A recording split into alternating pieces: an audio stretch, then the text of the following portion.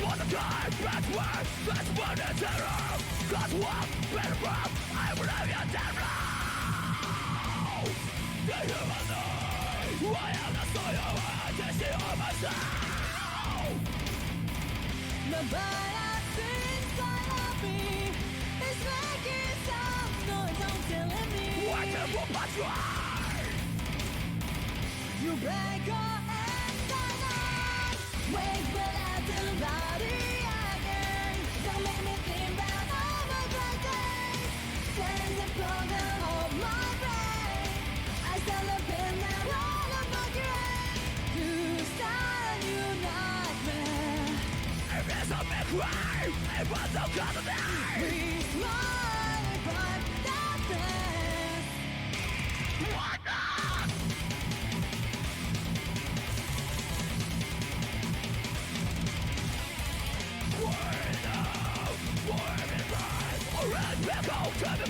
This of the guy. The human need, I am the soul of my destiny of myself. They're all my wedding memories, ready to decay if the will for me. Why can't you but try? You break your hand and I wake but out to the body again. Don't make me think about all my bad days. Stands the problem of my brain. I stand up in that wall of my grave. Break down, no time. Oh, I got you. I want to got you.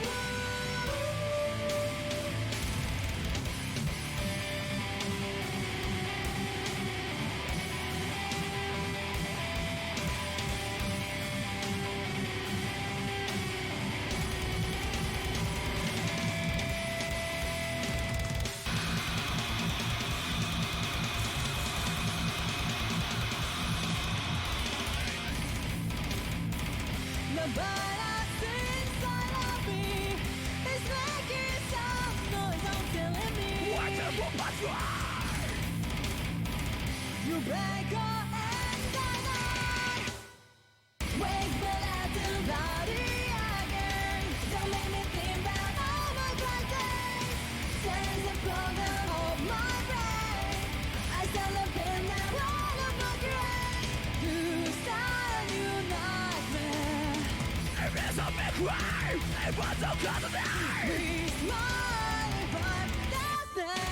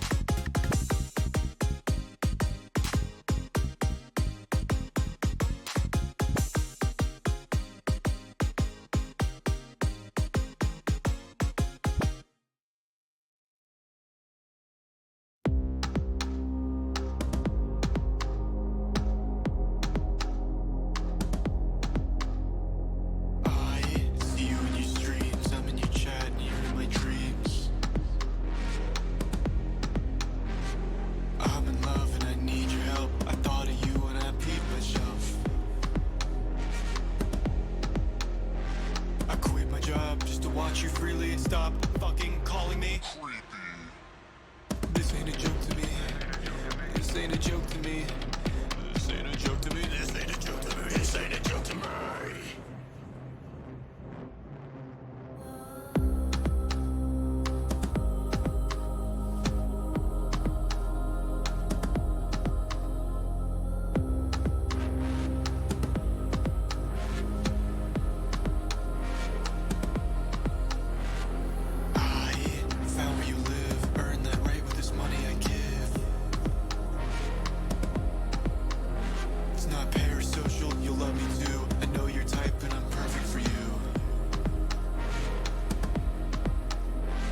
Drop off presents cause I love you deeply. Stop fucking calling me creepy. Why won't you talk to me? Why won't you talk to me? Why won't you talk to me? Why won't you talk to me? Why won't you talk to me?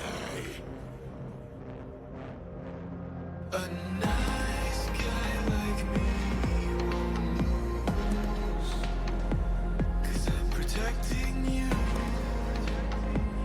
from all these assholes in your chat. I'll make you laughed at, but in the end it will be you and me. Why did you hide having a husband? I've been supporting you for 2 years now. Oh, it's fucking game time, boys. Nice. Nice and early. I love the outfit there for graduation today. That's looking good, Dio. Thank you, thank you. I came prepared for the last day of school. I'm ready. I'm ready for this one. Yeah, that's an honor student right there. God damn. My God. Yeah. Fiery over there in the Cali time, so it's 7 a.m. over there. Yeah, How are you feeling? We're having a banger right now. We're it's still somewhat dark out actually, but yeah, we're making it work. We're making it work. It's okay. You live your best life before the sun comes up. Yeah, well, I mean, I had to wake up at like 5:45, so That's prime gamer hours right there, though. It is prime gamer hours. I'm used to it at this point, so. Well, today's the finals, boys. Top 4 today. Let's get the bracket on stream, bring everyone up to speed, so that way everyone knows where we're at, what we're gonna see today. Yeah, so from yesterday, we saw quite a few matches, I think. We saw, around 4 on stream, but there were a lot more that were being done behind the scenes. But, yeah, so for now, we have the top 4 of the tournament decided. It's going to be Utami and Malashevsky in the winners final, so guaranteed top 3 placement for those people, as well as Leverushin and Whitecat now in the losers bracket. And they had a pretty hard route to get there. Dio, if you want, you can talk about that. Yeah, both of them actually dropping down to losers bracket at the very start of the tournament. You can see Whitecat losing to Utami, actually, one of the 2 people left up in winners bracket right now.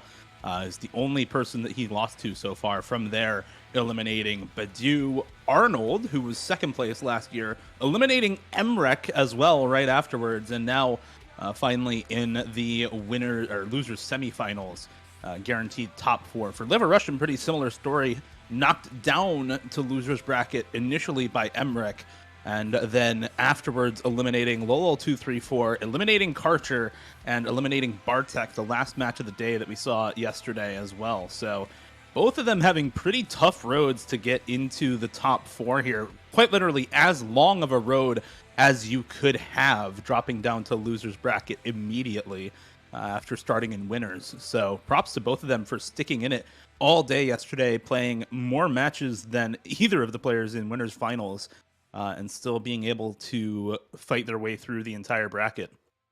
Yeah, well, they're going to have to fight just a bit longer, since if they do manage to win against each other, they have the losers finals and then the grand final after that, which can also potentially have a bracket reset, so they might be playing up to 4 matches once again for today. We'll see if that happens. I'd hope it happens. I really want to see a close match, I'm not going to lie. You love a good bracket reset, that's for sure. Bracket resets are so hype. Yeah, but yeah, I think we're going to be starting off with the winners final, Utami versus Malashevsky first. So if you want, Dio, you can go into a bit of that matchup. Let's see what these players are good at and what they they might want to prioritize. kind of an interesting conversation to have with these two players and what they're good at, because a lot of it, I think, does come down to how these two players got their roots, how they initially started playing tournaments, and what they were good at when they first started. They do share a lot of the same skill set regarding gimmick maps and low approach rate hidden in particular. Both of them are fantastic hidden players, great at low approach rate reading. Things like that AR3 Sputnik map is kind of the extreme end of that skill set. I don't think either of them would be the very best player in the world at that skill set, but they're both in the conversation for some of the best tournament players in that skill set in general. But from there, the similarities kind of stop and their skill sets start to diverge a bit. You've got Utami, who initially started out playing lots of speed maps alongside those low approach rate maps. Then you've got Malashevsky, who initially started playing lots of tech maps and other slider gimmick maps alongside those low approach rate hidden maps. So they kind of have some similarities, and then they've both grown into these players who have been compared to Vaxei, have that overall consistency, and are just, honest to God, legends in their own right at this point. I'm really excited to see both of these players face off, and it seems like both of them are ready, so we can continue our conversation on the player screen and get started with the winners finals, first match of the day. I'm actually kind of surprised that they're ready so far. Utami, I had to wake him up once again prior to the match, like 30 minutes prior, so I was hoping he would get a bit more warm-up in, but he's feeling confident. I like it. What time is it where Malashevsky lives? I imagine he's at like a little advantage here since Utami's only been lucid for like 20 minutes now. He's in Poland, so I think if my memory serves correctly, right now in Poland it's 4 p.m. around there. Oh boy, right in the thick of it. That's a big advantage for Malashevsky, I would imagine. He's had time to wake up, eat. Utami's just now getting up into the world, so hopefully he doesn't play too cold here. Well, to be fair, if you live in California, if you live on the west coast of the United States, and you play international tournaments like this, you kind of have to get used to playing at 14 UTC or 15 UTC, 7 or 8 a.m. local time, pretty much every weekend for international tournaments. So he's probably a bit used to it, but yeah, there's still going to be some sleepiness to shake off for him, for sure. Yeah, it's gonna be quite hard. You said he slept. You said he slept in the LAN center. Yeah, he slept at the LAN center that we're in right now, which is well, basically it's just one of our friends' house, but yeah. Nice. He slept in here and he was just chilling. He was just chilling for the most part and trying to get some sleep. I think he got more sleep than he did last night, but in any case. Looks like we're going back to Pool A. Yeah, unfortunate, because we actually have not seen Pool B yet on stream. I'm hoping we get to see that at some point in the future matches later today. Since some of the maps in there are honestly kind of bangers, I kind of want to see them. Yeah, I'd really like to see the Mazarin and Inferi map picked. That would be nice. That'd be wild. I think the only player that is left in the tournament that can actually play that right now is Utami. And everyone else would just die on that. It'd be hilarious to see, though. It's like a 6-minute song of nothing but death streams. It is wild. Well, in any case, Malashevsky, I believe, rolling in 86. Utami rolling in 82. So Malashevsky is going to be winning the roll. He's going to be determining the pick and ban order here. Or, well, not the pick and ban order, the strike order. So he, I believe, it strikes first, and then Utami is going to be striking second and third. And then he goes back to him for strike 4. The strike maps are on the top of the screen, those 5 maps that you see there, starting with the starter A, that little group right there. Those are the strike maps. Players are going to strike each map until there's 1 map remaining, and that map will be played as the first map. What do you expect to see here? To be honest, I got a couple ideas about it, actually, if you don't mind. Cause yeah, I was thinking strike 5, but what do you think? What do you think, Dio? I think Utami probably wants to strike 2 and 3 here, because Malashevsky had a really good score on Fleur de la Pin against Emmerich yesterday. He got 360k on that map. Utami got about 140k up against White Cat on the same day. So I'm pretty sure we're going to see him strike that one out. We do see the alt map, like you said, struck out. And it's actually just instantly. It's got actually all just those. Hyperlight. Oh my lord. Okay. That was fast. Well, Yeah, no, Bancho lagged behind a bit. They actually were doing that while we were talking. But yeah, Malashevsky strike 4, Utami S2, S5, and Malashevsky S1. So it's going to be Hyperlight strike 3 remaining, the tech map remaining in the pool. We'll see how this plays out. This is a this is one of these slider maps, and we've seen this, I think, a couple times on the stream before. This is a map. It's very awesome. Like once we get past the spinner, you guys will just immediately see just what we're dealing with on this map here. I actually think we saw Malashevsky play this yesterday, if I'm not mistaken. Or no, it might have been the Utami matchup. oh, Malashevsky did play this yesterday. It was the map he used to close out his match against Emmerich. It was his only real pick in that match, as he only dropped the 1 point, so he only got this map to pick. And he demolished on it. It was 360k for Malashevsky on this one. And he's looking relatively comfortable on it again here. Utami not too far behind, but the accuracy is really what's bringing the score lead over to Malashevsky right now. 7 or 8% accuracy lead is pretty massive. And both players breaking at around the same points really just means that whoever's hitting more of the slider ends, whoever can get more of that accuracy, is going to have a little of a better time on this map.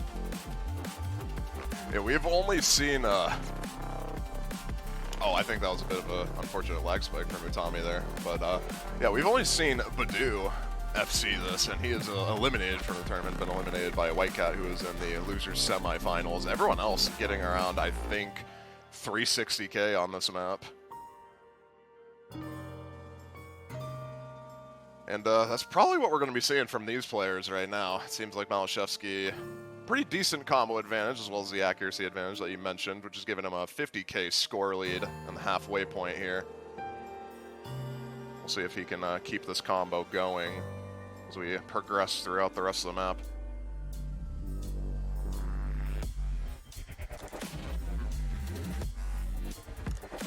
I've seen a lot of players combo through this end section. I'm wondering if Malashevsky is going to be able to do it again, because this is the part of the map where he actually got a lot of his combo yesterday. And yeah, he's actually looking relatively comfortable on this part of the map, which this is not something you should be comfortable on. Slider breaks on the perfect stack slider stream there. All the sliders right on top of each other is what throws him off. Not the, gigantic spacing and doubles all in between them and all that. It's just the notes stacked on top of each other. This guy's so ridiculous on tech maps. And yeah, you can kind of see it in the score lead. 100,000 for Malashevsky right now, just pulling ahead pretty easily on this one. Yeah, this is absolutely disgusting accuracy for Malashevsky on this map. Not much you can really do about that. 300k once again for him. Looking actually to almost maybe get 400k. I'm not too sure if the combo is and quite enough to get there, but it might. Still got a bit of song left here. I think he can do it. Yeah, it might. Oh, Look, if Malashevsky's PC bricks, we could see anything. Oh, there it is, baby. It is. That's a really solid score for Malashevsky. 94% accuracy on that is absolutely insane. Badu's FC in comparison only had like 92%. That is crazy, Ak. That is absolutely crazy. Malashevsky's off to a really strong start today. Looking pretty good there. Well, luckily Solid for first Tommy, pick. that is kind of one of the maps that Malashevsky has a really big on-paper advantage on. If you remember when we were talking about these two players, we mentioned how Tommy really solid on the speed in comparison, Malashevsky really solid on the slider maps and gimmick maps in comparison. So it's definitely one of the maps that he would have wanted to pick into anyway, even if it wasn't the strike map that we start out with. Well, Utami. Kind of obvious pick. C1 gonna be the next pick. This is the 220 BPM stream map in. Oh, this one's so hype. I really like this one. Go ahead, Charlie. No, that was the whole statement. I just really like this one. I like the band and I like the map. Yeah, no, this band is really nice. And Fairy is any metal band really that is an Osu featured artist is actually pretty good, honestly.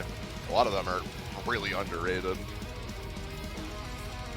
Like even to this day, they're underrated.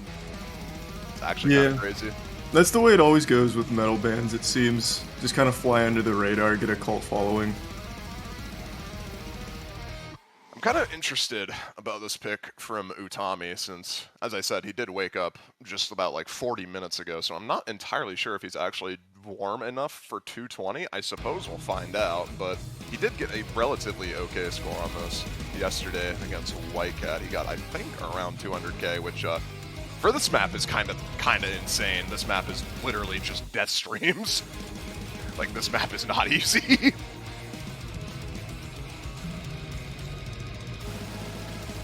What do you mean, man? Utami's making this look easy. Actually, they're both making it look easy. They both have above 98 acts so far on the intro. This is kind of crazy, actually. I imagine they're both just demolishing it. Yeah, so I imagine as we get into longer streams, Malashevsky is going to be struggling a bit more, but this is a pretty solid start, actually, for both of these players. Oh, yep, there we go. Malashevsky having a finger lock moment there. And going to be dropping the combo. Yeah, I think his stamina is just about out. He's still trying to go strong, but definitely not nearly as comfortable as Utami is right now on this map.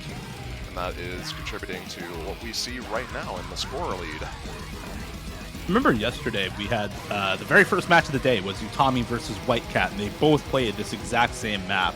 And I talked very briefly about how Whitecat, usually on a lot of speed maps in Osu tournaments, he would be pretty good. He would be one of the best players in the lobby on a lot of speed maps in a usual Osu tournament. But most Osu tournaments don't pool maps like this that just have 100+ note death streams above 220 BPM. That's just not a thing that you see. So players like Utami really get to shine in maps like this against players like both Whitecat and Malashevsky, who would usually be among the best speed players in any Osu tournament lobby. Just completely outclassed on this map, really. I don't know what Utami is doing right now, by the way. He is still full comboing this. He has 92% accuracy. I don't care. The score is absolutely ridiculous. What is he I want to doing right now? reiterate that this guy woke up 40 minutes ago. Yeah, I do this in my sleep, guys. I just death stream 220 in my sleep. No big deal. I just want to reiterate that because I don't know what is going on with him right now. It seems like he's finally just about running out of stamina, but it just doesn't even matter. Didn't he already get the score from the Whitecat match? That's crazy. No. Okay, he got 300k in the Whitecat match, which is he's on track for it. That's for sure.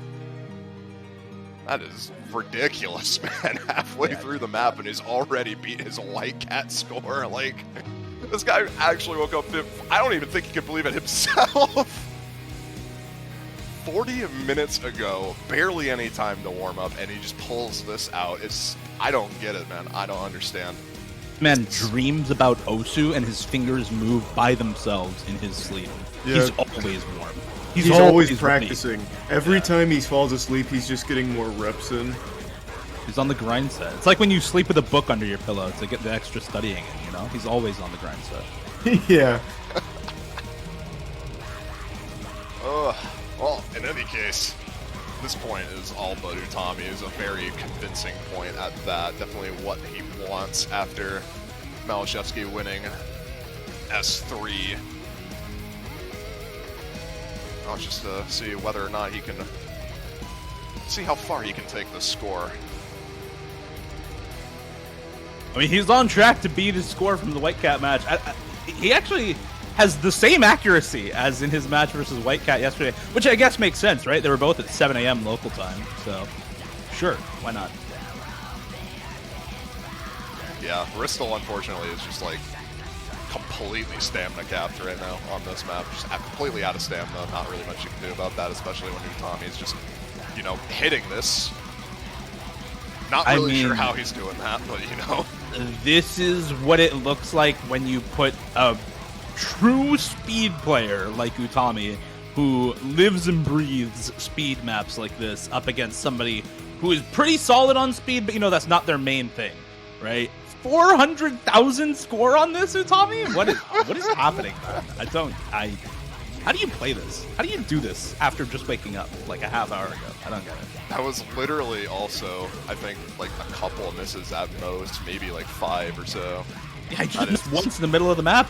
Like, yeah, it's literally that one miss in the middle of the map, or that one miss section in the middle of the map. It's just like, what are you meant to do against that, man? You just can't. 2 misses.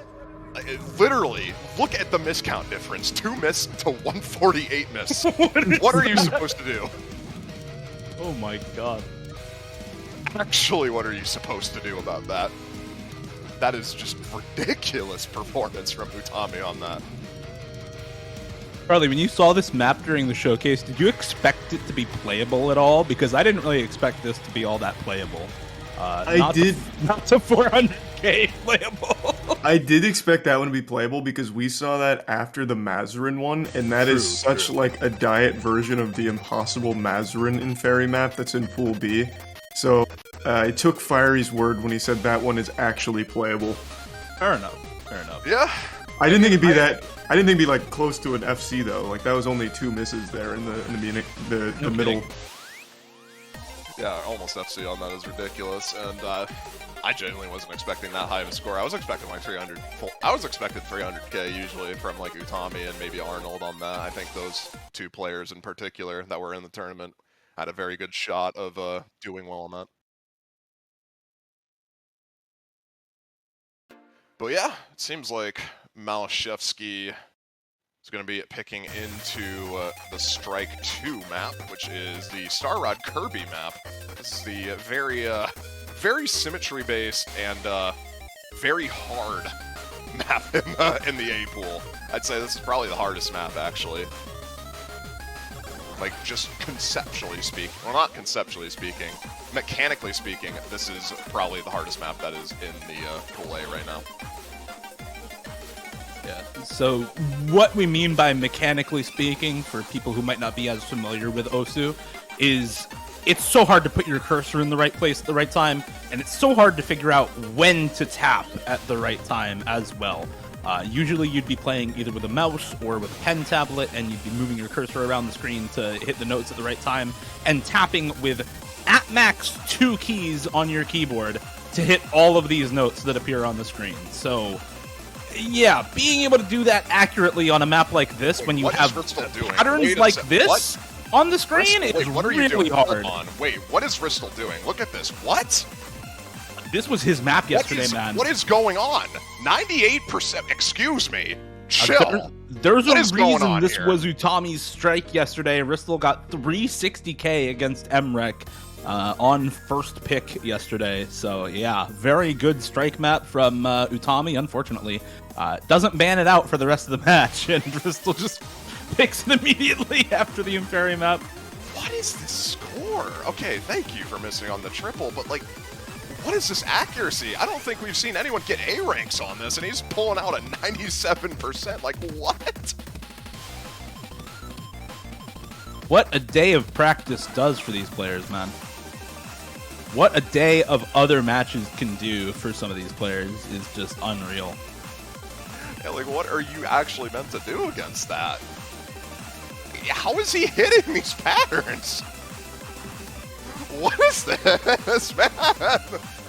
What was his score on this from yesterday? Because I think he played this yesterday as well, didn't he? Yeah, he's actually just under that score right now.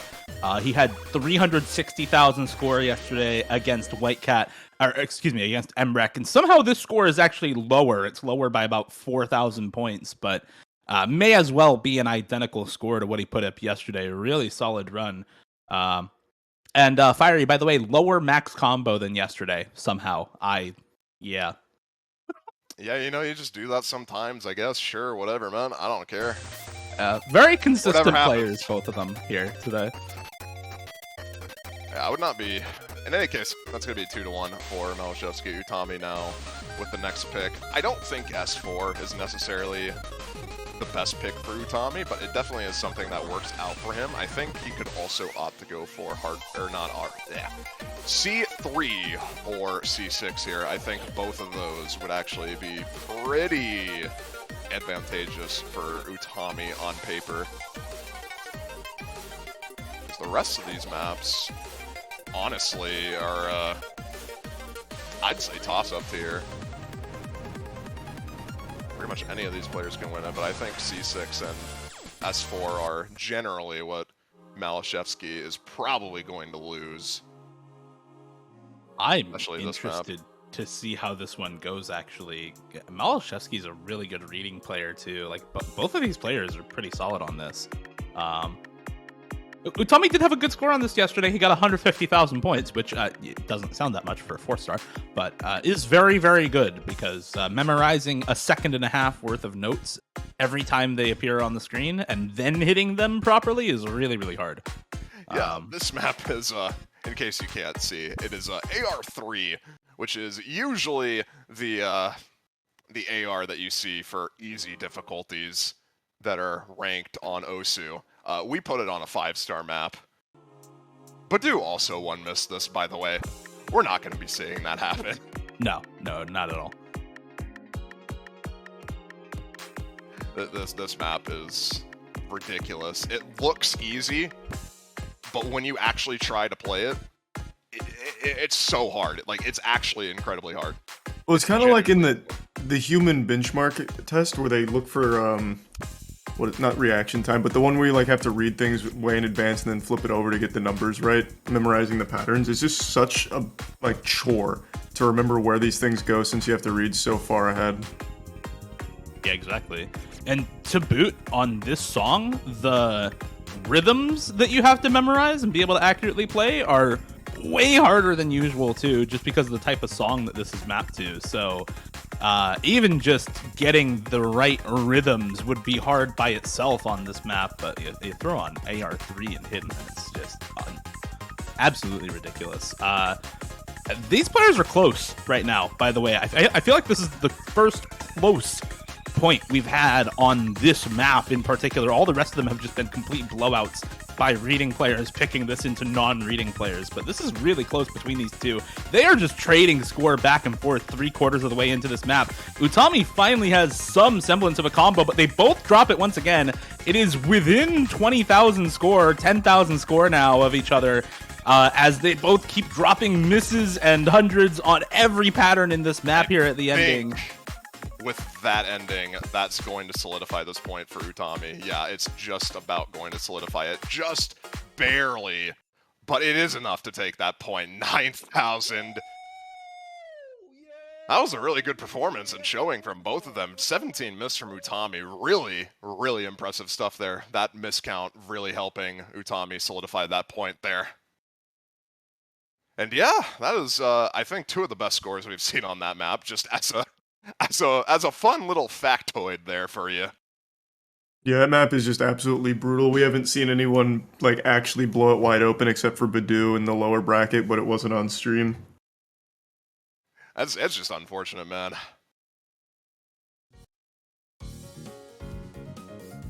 We're gonna go from one funky rhythm map to another, I suppose.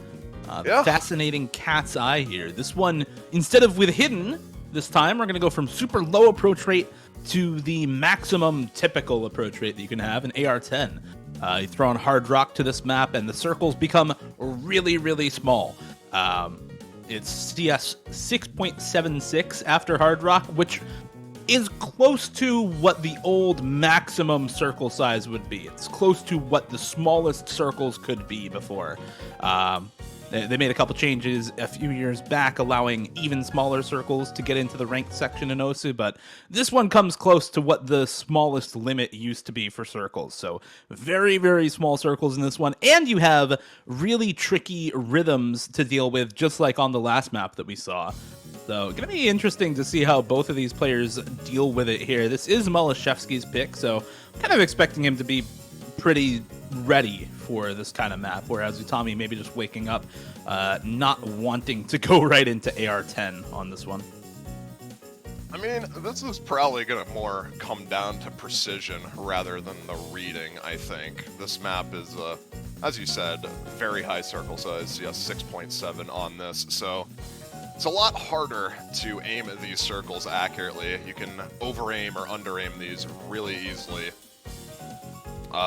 Just like that, pretty much. Malashevsky going to be dropping a little slider break there at the beginning of the map. So despite the accuracy advantage, Utami now climbing with the combo advantage in the early stages of this map here.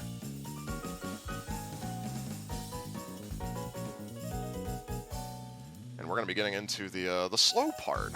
I want to see if any of these players miss on this part, since this part is honestly really hard to combo. Oof, yep. Ooh, Ristal and Utami both are going to be missing on the slow part, actually. So that's a trade miss for both of the players there. That slow part is so hard, actually. Going from no notes on the screen to just finding the next pattern is so difficult, especially if it's way across the screen from where you left off. Usually you see patterns flow into the next one, right, and make it easy to find the next note, but not the case when it becomes that slow of a section. Very tricky for even seasoned hard rock players to deal with. Yeah, and I believe that was a real miss from Utami, note locking on that section, but Ristal does drop in response, so both these players really just trading misses on this map. It's just the accuracy from Malashevsky right now that's keeping this in his favor. But as soon as he breaks again, that can easily change, since Utami is building up a sizable combo of his own. But he's going to have to break relatively soon for that to happen. I think 1/4 of the map remaining. There's another slow part here. We'll see if Ristal breaks on it.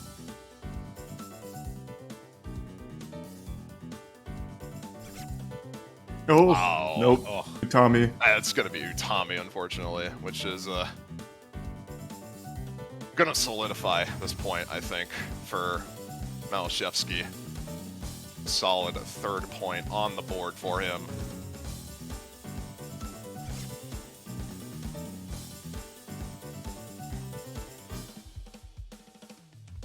Looking really close through a lot of this map, yeah.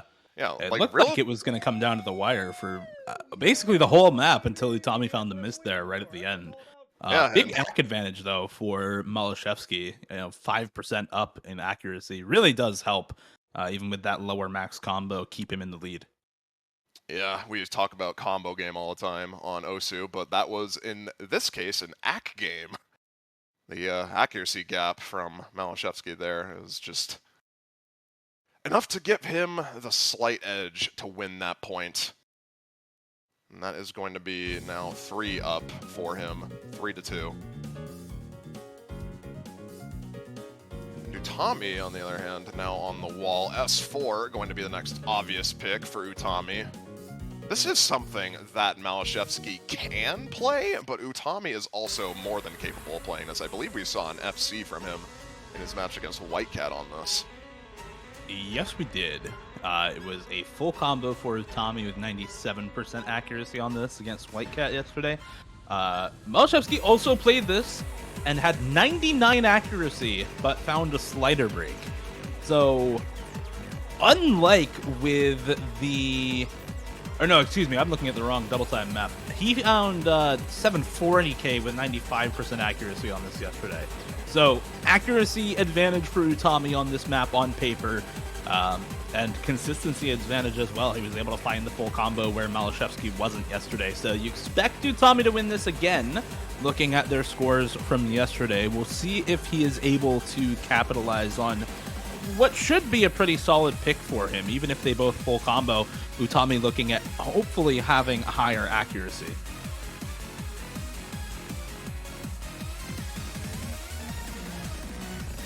Well, we'll see what happens. I think both players are in the lobby. I think we might have had a few disconnects there, all things considered. But in any case, I think we're going to be going to get started with this map. Seems like both players are in the lobby at the very least. I'd hope they are.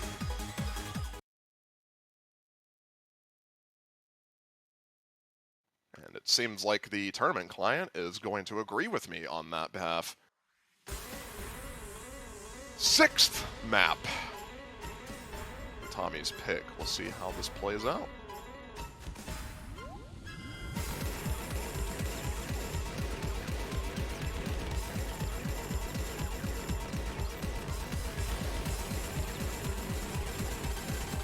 Ooh, Malashevsky breaking early. Yeah, Malashevsky breaking early. Several breaks from Malashevsky as well. Utami is going to be slider breaking, but it's not going to matter that much, all things considered. The accuracy lead and the combo advantage for Malashevsky just constantly breaking is going to keep Utami in the lead for now.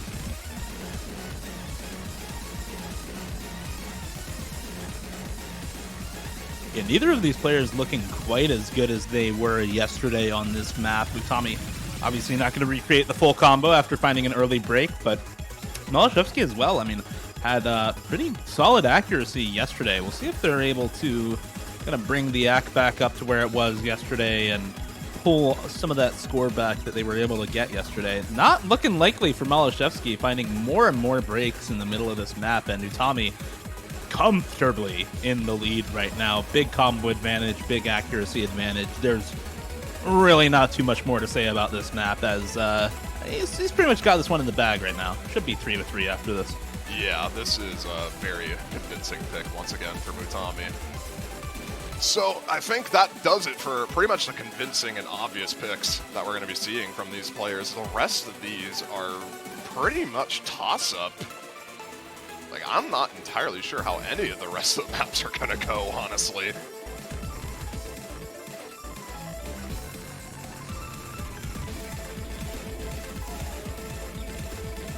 Yeah, this is Utami pretty much just replicating his performance from Whitecat with the unfortunate slider breaks, I believe they were from the beginning there, but not going to matter. Going to be comfortably winning this point. Does act drop at the very end, but... This map is just so nuts to look at. Jesus Christ. The fact that he FC'd this yesterday is so nutty. Yeah. He FC'd and he had better act yesterday, too. He had a full % higher accuracy for Utami yesterday on this, which is still crazy in its own right.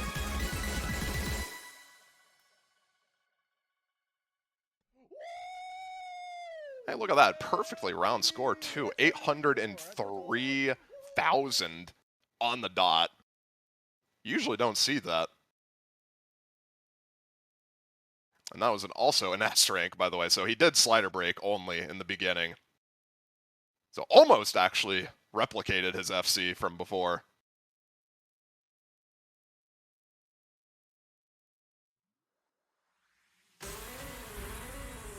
What can I say, man? Utami is just that guy on speed. If there's anyone to conquer the Mazarin map, I think it would be him. I'd love to see it. That's Pool B. And I have a good feeling we'll see it at some point today, I believe. What? I'm hoping for it. I'm hoping for it, man.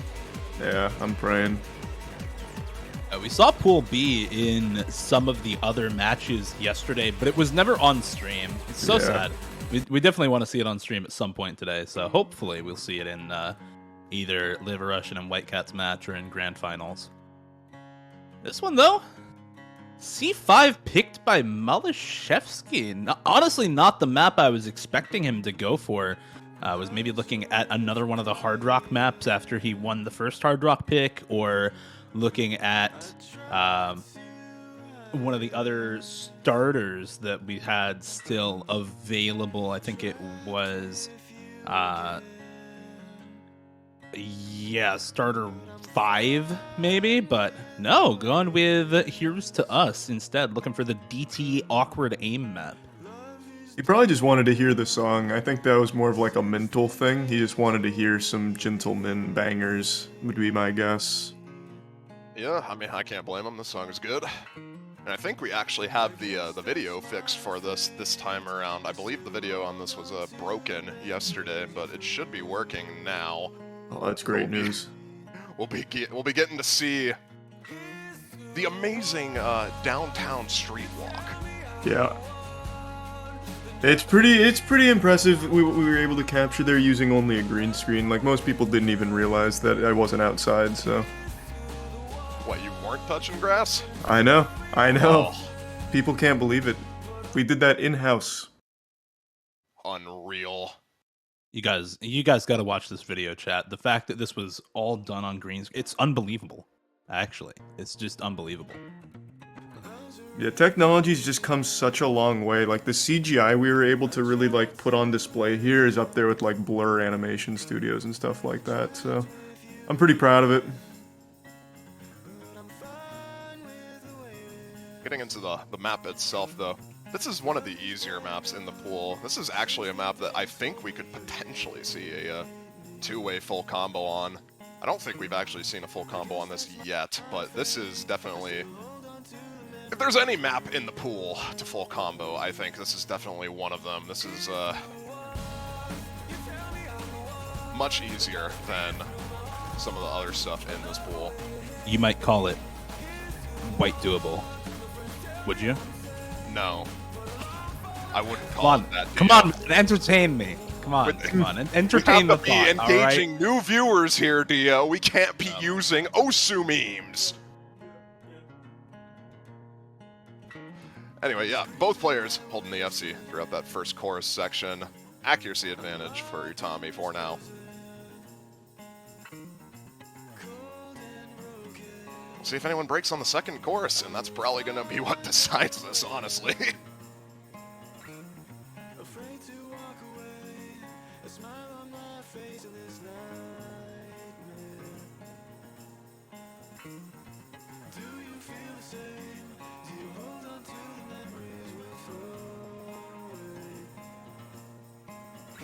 Well, it actually looks like the song buff is still in full effect for both of them right now. They have identical Jamming act out. right now. Oh, right up until there. Yeah, act drop from Utami. But Malashevsky still has an opportunity to return it. Ooh, Malashevsky going to be break. missing, and Utami trades it immediately after. Accuracy's big now, actually. Slight combo lead for Malashevsky. Slight accuracy lead for him as well. Unless we see him break or drop that act lead, it's probably just going over to yep. Malashevsky now, and there's another break from Utami. That's probably it. That was close. Damn.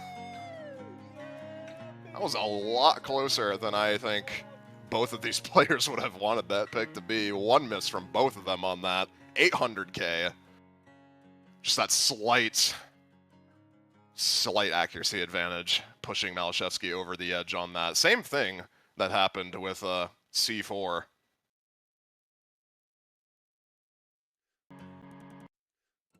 And now, Malashevsky at match point.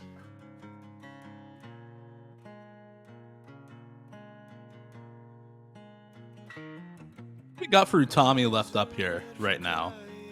Because I think all of these maps are basically toss-ups at this point. I don't know that he wants to pick into C5. I don't know that he wants to pick into, or excuse me, S5. Last Noble Flame there. I don't know that he wants to pick into Ad Astra or Versus either. Especially not Versus, given how the other Hard Rock map in the counterpick pool went. So maybe just starter one, just the Great Ghastly? I don't know. You could also opt for C2 here. Any of the AIM maps, really, I think would probably be alright. Yeah, C2 is going to be the ending, or, well, the last pick for Utami. Because even if he wins this, Malashevsky is going to have the last pick, and I imagine he's probably just going to want to pick C or S5 or C3. Especially if Utami ends up winning this pick. He's definitely not going to want to go into AIM after that. This is one of the harder AIM maps in the pool, though. A lot more awkward to play this in comparison to some of the other maps.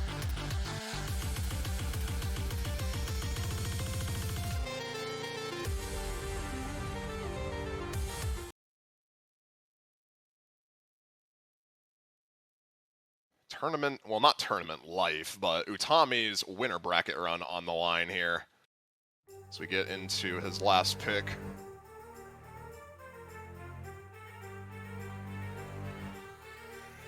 Did Malashevsky play this one yesterday? I don't think he did. Probably played it off stream, if anything, but Yeah. Because he 5-0'd and then 5-1, so I think there's a good chance he just never even got to this map.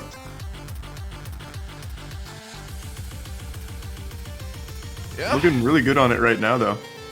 Yeah, both these players looking really good on it. Literally identical accurate. Okay, never mind. There goes that. Even in the accuracy department, I'm cursed. And Malashevsky gonna be dropping the first miss on this beginning section here. Utami does trade it, but it's going to be slight advantage for Utami. Maybe slight advantage for Ristel now, actually, but almost dead even, really. Same accuracy, too. I had a feeling this was going to be a close one. You know, we're near the end of the map pool, and kind of all that's left at this point are toss-up picks. But to boot, we talked at the start of this match about how both of these players have their roots pretty deeply laid in the hidden modification. So these types of awkward aim hidden maps are right up both of their usual skill sets, and Utami just finding some unlucky breaks here where Malashevsky doesn't. Ristel able to hold on to the combo just a bit longer here, now going into another one of these really difficult awkward aim sections. All the massive jumps going into really small jumps with wide angles are so difficult. He finally finds a drop. Utami able to hold on to the combo just a bit longer and keep it close with this one, within about 20,000 score of each other. Still anyone's map at this point. Yeah, those chain misses on that one pattern are going to be giving Ristel the combo advantage, or well, the score for now, but there's still one more section like that. And if Ristel drops a chain miss, then things are going to get really dicey for him here. So we'll see what happens. Starting on the last section here, Utami going to be the first one to miss. Ristel not trading it yet.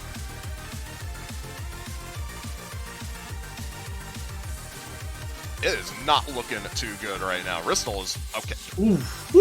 Okay. Well, actually, if Ristel continues to miss, this could get really interesting. And he's going to keep missing.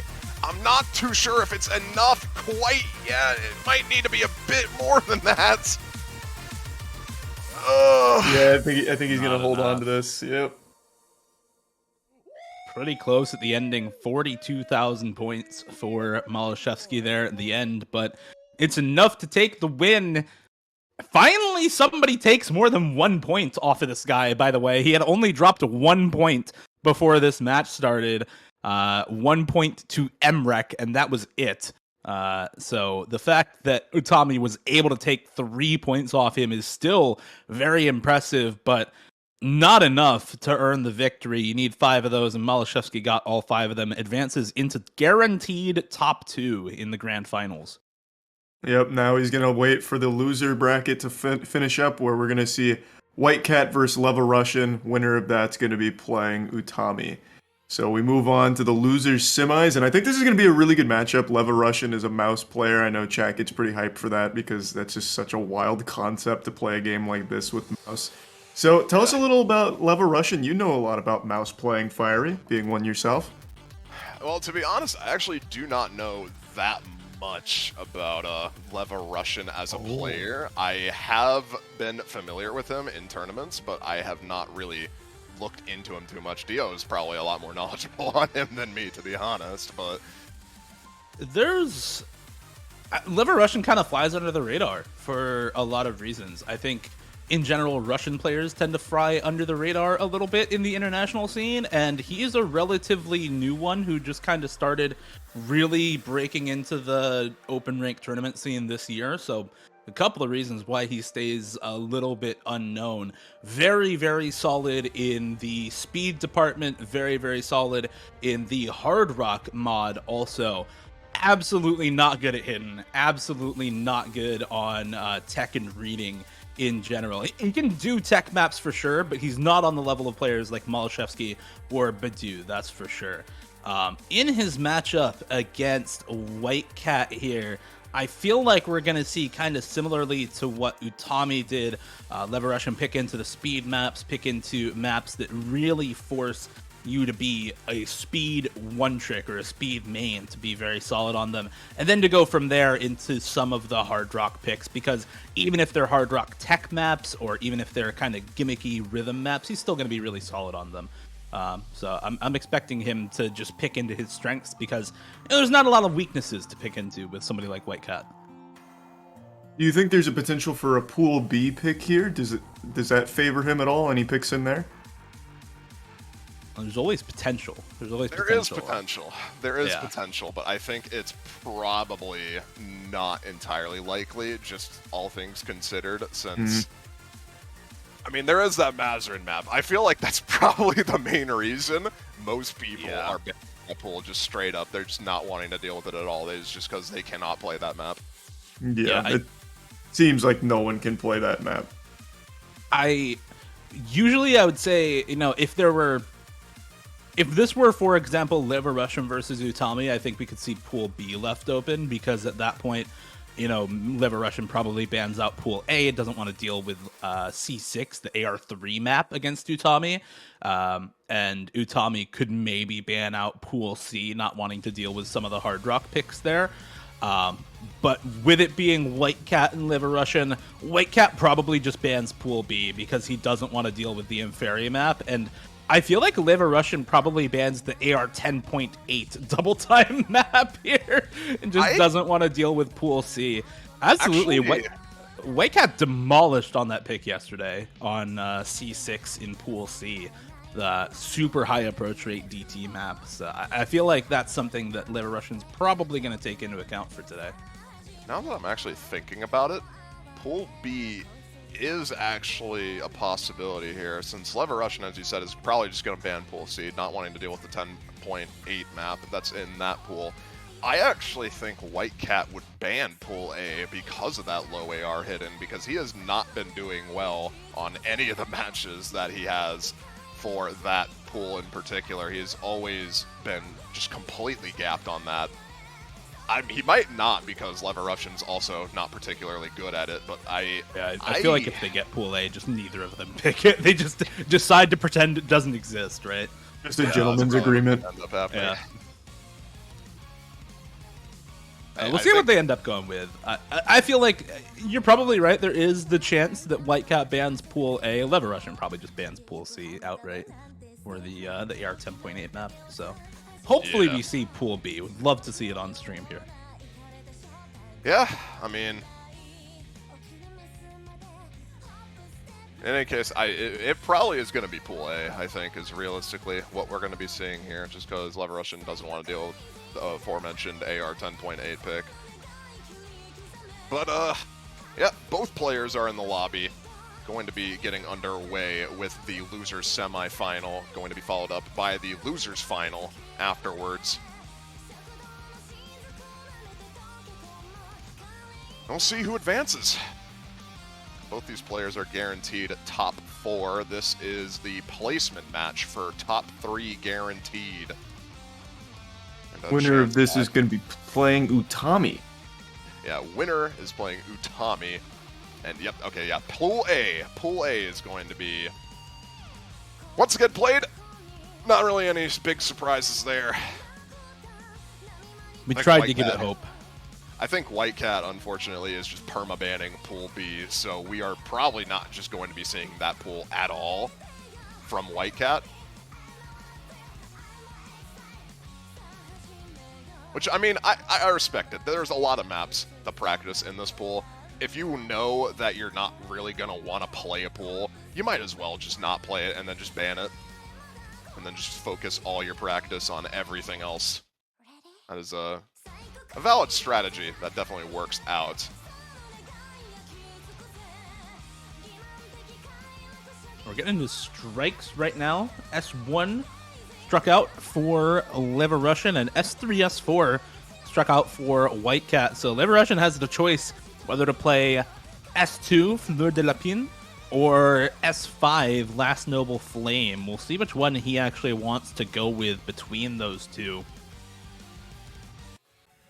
Expected strike on S1 from Liver Russian. Does not want to play White Cat on an AIM map, and I think a good strike on S2 for the same reason. You don't want to go up against one of the best aim players in the world on something like either S1 or S2. It just would not go well for you. But honestly, this map not too much better for Leverussian here. This alt map in the starter pool, definitely White Cat favored on paper. White Cat, one of the best players on this type of map where you're looking at a lot of relatively low BPM streams that have super high spacing and that change their spacing and direction all over the place. These types of alt maps, as we call them in the OC scene, are very, very hard to aim correctly. And honestly, not much else. If you've got the aim for them, you can usually play them pretty well.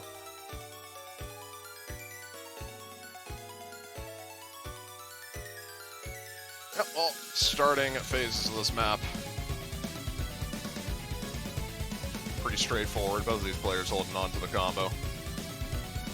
Yeah, we haven't seen anyone struggle in the intro to this one. We've seen Pool A a lot, and I don't think we've seen like any breaks until about the midpoint.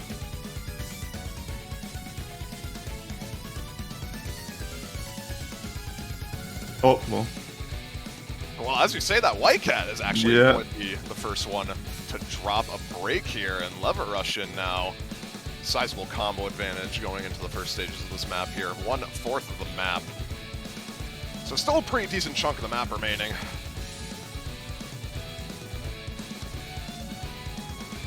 The accuracy from White Cat is also much higher than Leverussian. Well, not too much higher, but about a couple hundreds, which is still a pretty sizable enough difference. It's just this combo from Leverussian is very quickly getting out of hand. He's going to have to miss relatively soon for White Cat to feel a bit more confident in this map. We talked a little bit about White Cat being the better player, generally speaking, on paper, on these types of alt maps, but Leverussian is so good at Hard Rock that it might not matter all too much. He's pretty solid on alt maps in particular, pretty well-rounded players, so the fact that this is a 1v1 with Hard Rock on this map might end up giving him a slight edge on this one. He does finally find a drop, though, and now that gives White Cat room to come back in this map. Plenty of song left for White Cat to pull this lead back, and it's less than 100,000 score already. So as long as he's able to hold on to the combo, he should be able to claw this back pretty easily. Yeah, identical act as well from both of them.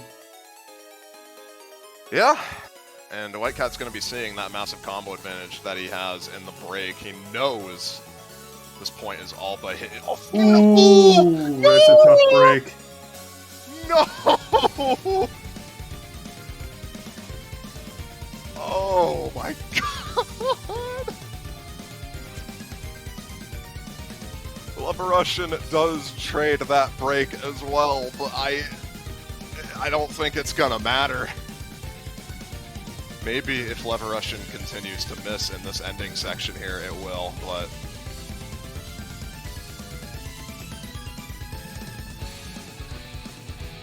don't think that's going to be happening anytime soon, and I think we're going to be seeing a 1-0 start for Leverussian on this match.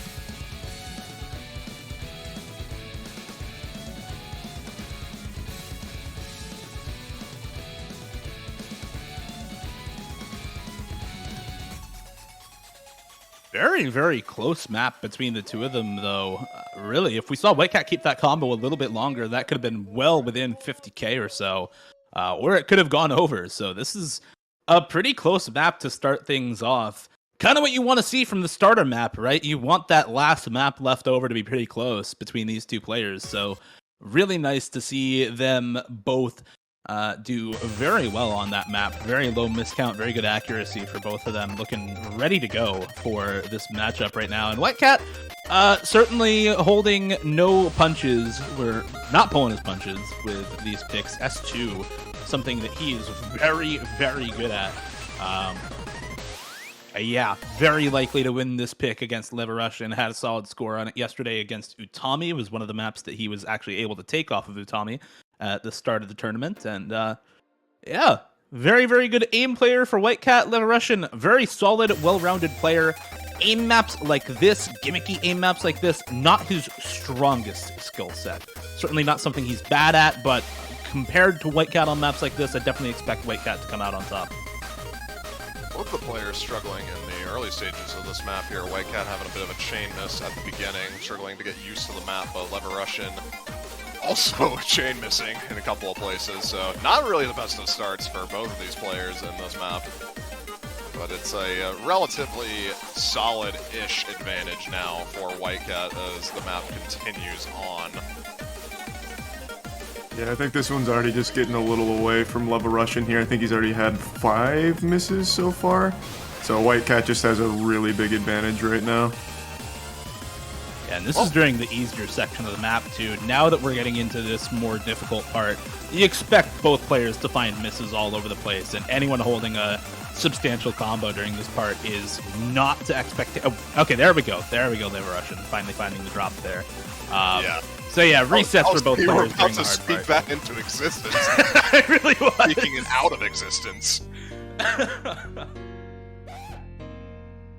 Well, yeah, that's a 60k point advantage, or actually almost 80k, no, 80k point advantage for White Cat on that break there. So looking very good for him with Lever Russian chain missing that burst there. I think this point is all but his. Should be more than comfortable enough to secure this point. We'll see how far he can take the score gap. Good to see the aforementioned 350k from Bristol on this map. We'll see if White Cat can beat that. He's looking pretty good on this right now. Looking to combo a lot of it. Okay, never mind. There it goes. Still going to be 300k though, which is honestly ridiculous. I think his AC is actually a little bit higher than Malashevsky's though on this one. Score is actually probably going to be a bit higher too, just barely over what Bristol got on this map, I think. It's going to be just about the same by the end of it. Those misses coming in for White Cat, keeping it extremely close, and that's just about 3,500 score higher than what Malashevsky got on this map. So best score of the day for White Cat on this one so far. We may see Pool A again if they decide to go for it in Losers Grand Finals or We are just in the Grand Finals itself. We're just getting insta picks here. S4 immediately for Lever Russian. Definitely makes sense. We're just only going in the strike pool, man. I mean, this is the kind of map I wanted to see from Lever Russian, though. This is the kind of thing that he is really, really solid on. Not the greatest tech or gimmick player, but somebody who is an absolute menace on hard rock maps and on double time maps and speed maps like this. Definitely somebody you're going to want to watch out for on this type of map. Again, kind of picking with the same strategy as Utami against White Cat, right? Pick into the speed maps because, yes, White Cat is good on speed, but the speed maps in this pool are so brutal that unless you're a speed main, unless that's what you play in solo all the time, you're going to have a rough time of them. Yeah, well, early stages of this map, it's going to be White Cats struggling a bit to keep up with the speed here. Lever Russian as well, also struggling a bit, but not as much, granted. It's going to be giving Lever Russian a slight lead here, mostly off the accuracy advantage alone.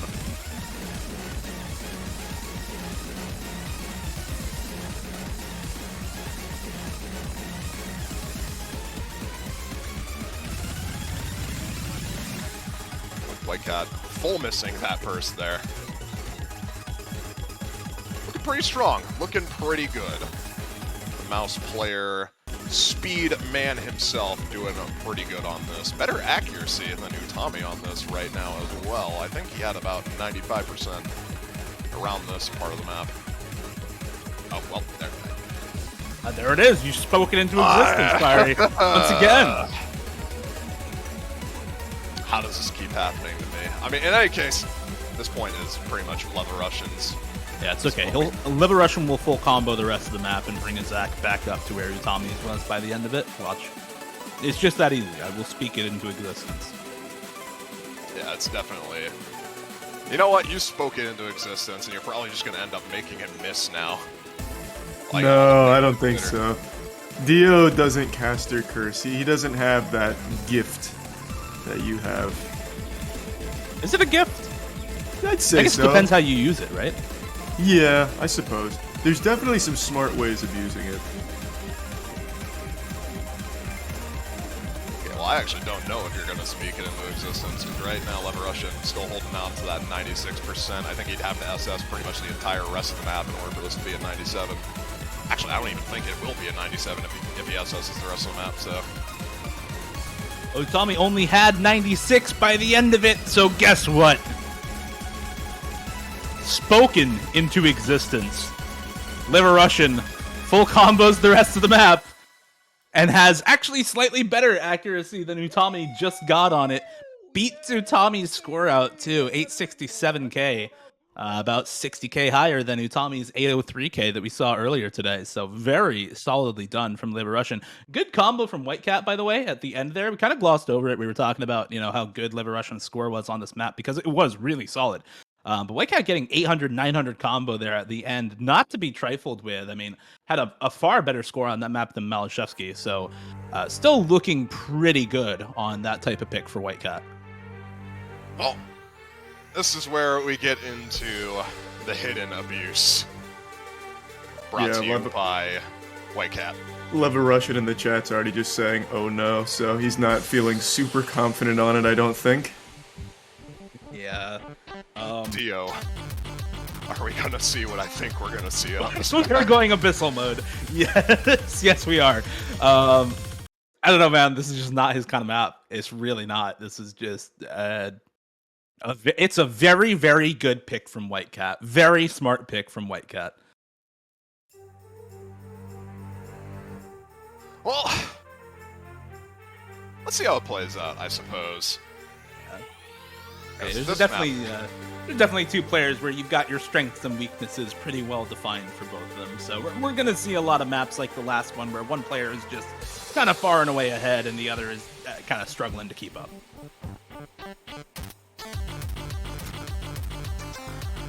And so it begins. Oh boy, yep. Yep, we're already, oh dear, Oh yeah.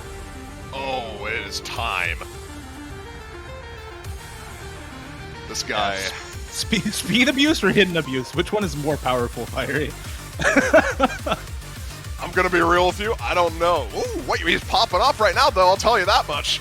He was actually hitting some of those patterns. Let's go. Look at this guy go. He's actually not doing that bad on this, I'm not gonna lie. He's not note locking, he's not chain missing. It's actually pretty solid. Yeah, it's just kind of sad because Whitecat's FCing right now. 99 AC, yeah. Yeah, the score from Whitecat is kind of ridiculous, actually. Looking at it again, he's already got better max combo than Malashevsky. Oh my god! No! That's tough. Take it away! Take it away, Fiery! No!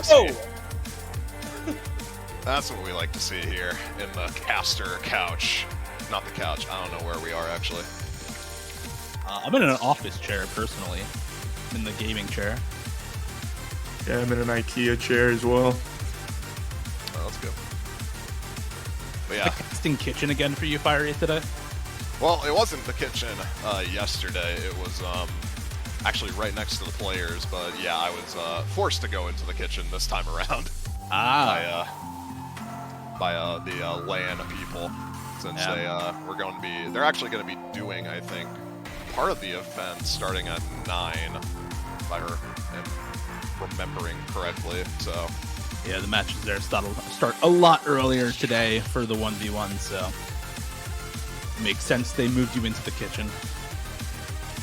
Well, Whitecat looking to secure the second point on the board, tie it up.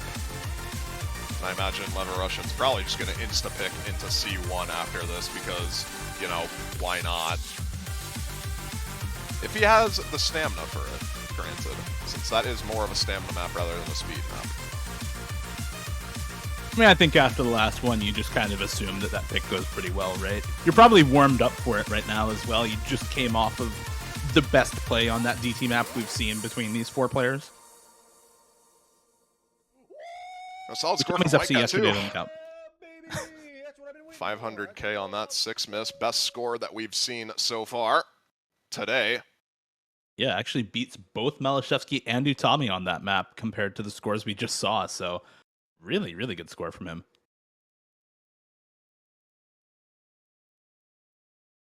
Yeah, I actually don't think he might not go for C1 here.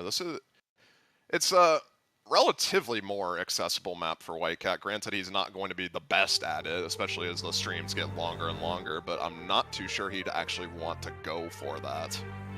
Because I think that map is going to be pretty toss-up tier. I could just be entirely wrong. I'm genuinely not sure how Lever Russian is on stamina, but... Liver Russian, do you remember the perennial tiebreaker from this year, the Throne? Yeah, Liver Russian got 450k on that map for the replay. So, he is very, very good on speed and stamina. He is completely fine on it. I'm pretty sure he's gonna pick it. Yeah, there we go. Okay, well, you know better than me. Yeah, he's, for context, the map we're talking about is like 220 BPM death streams, very similar to this, then goes to like 250, 260 BPM speed, and then goes back down to 220 again. He's going to have a good time on this map as well. We're just looking at the same type of map that we saw from the DT pick, I think. Hopefully we do see Whitecat put up a solid score on this, because I want to see, especially since we can directly compare the scores that they put up right now to what Malashevsky and Utami just put up in winners finals. It makes it a lot more interesting to think about, okay, well, what pools do they actually want to play against each other, depending on who matches up against Utami in the losers finals next. Yeah, well, you know, we just decided on the fly, I suppose, go with the flow. Whitecat holding SS for now. That's not going to be the case for much longer, as he does drop an 100 there. Only one, actually. Kind of surprised about that. I would expect him to drop a bit more, but he's feeling a lot more confident on these sort of bursts, I guess, in general, rather than how he did last night, at least. Yeah, I think yesterday he really struggled on this map. I think he only put up like 80, 90k or something, if I remember correctly, or I might be getting it confused with another one, but I remember Whitecat struggled greatly on this when it was picked by Utami. He's looking a lot more confident on it now, but we haven't gotten into the long streams yet. Lever Russian does drop the first miss, but he was already behind due to just the massive accuracy advantage, quite frankly, from Whitecat right now. Yeah, what is Whitecat on right now? Yesterday on this map, he had 76% accuracy and got 100k.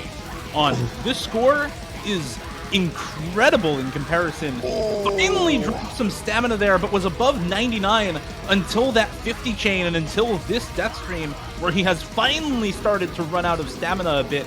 What is this score, though? The improvement from yesterday is unreal for Whitecat on this map. And honestly, despite this score from Lever Russian being far and away better than what we saw from Whitecat yesterday, the Whitecat of today is also far and away better and looking leagues ahead of Lever Russian's score right now as well. Yeah, but this is where Whitecat he's getting gassed. Stamina gapped because he is getting really tired right now. I don't know if that combo that he got is going to secure him enough, but Lever Russian is dropping misses in response. Both of these players now are dropping misses on that stream as that comes to a close. And just like that. It's a close game. It's pretty close. There's a lot of song left here. Identical combos, similar act. Yeah, Who loses more gas in the last half of the map? That's the question. Because chain misses on something like this can absolutely make or break your score. And in most cases, break your score. You literally lose score for chain missing in Score v2. So if one of them chain misses a bunch and just completely runs out of stamina, you could absolutely see it swap one way or the other.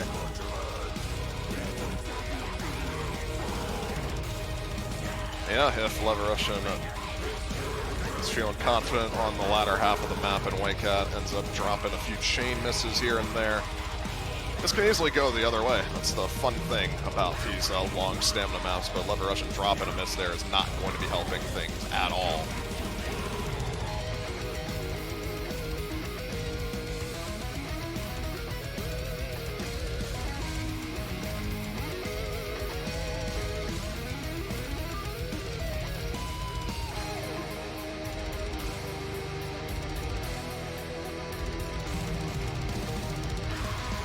Whitecat is just... He's looking like a completely different person on this map. Yeah, I mean, yesterday's score for him is just incomparably worse. He is so much better on this map today. It is unreal. Like, even on this death stream, he's not gassed good on this. This is a second win. He was struggling there a little bit coming up. He has a finger lock now. He finger locked on one of the streams now, but you're right though. I mean, that break in the middle, Charlie, really gave him the energy he needed to get through a lot of that death stream intact. And I mean, that's double score for Whitecat. That's a 6 score on this map for him compared to 100k 76% accuracy yesterday. I mean, damn. Yeah, if he's looking this good on this map, he actually, dare I say it, might have a chance against Utami if he improves that just slightly more.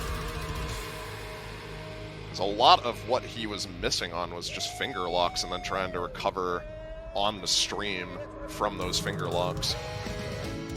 Less misses on the side of Lever Russian, but just does not matter since Whitecat has the better accuracy and the better combo.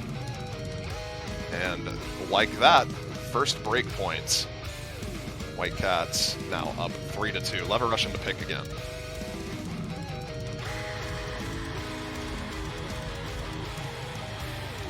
Liver Russian is upset about the improvement, man.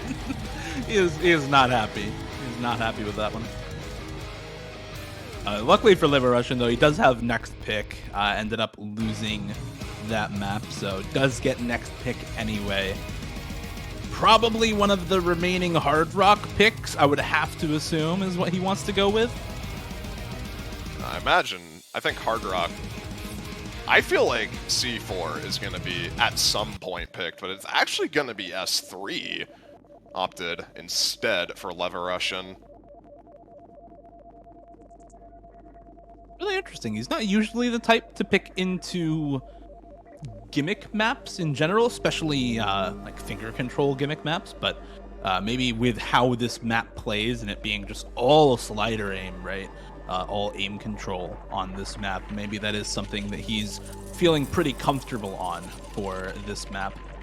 I didn't get a chance to look at a lot of his scores yesterday because he had a full run through the losers bracket, and of course we didn't stream those matches, but I wouldn't be surprised if he put in a lot of practice on this map to just memorize some of the patterns or get really solid on reading what sliders, speed up or slow down in what way.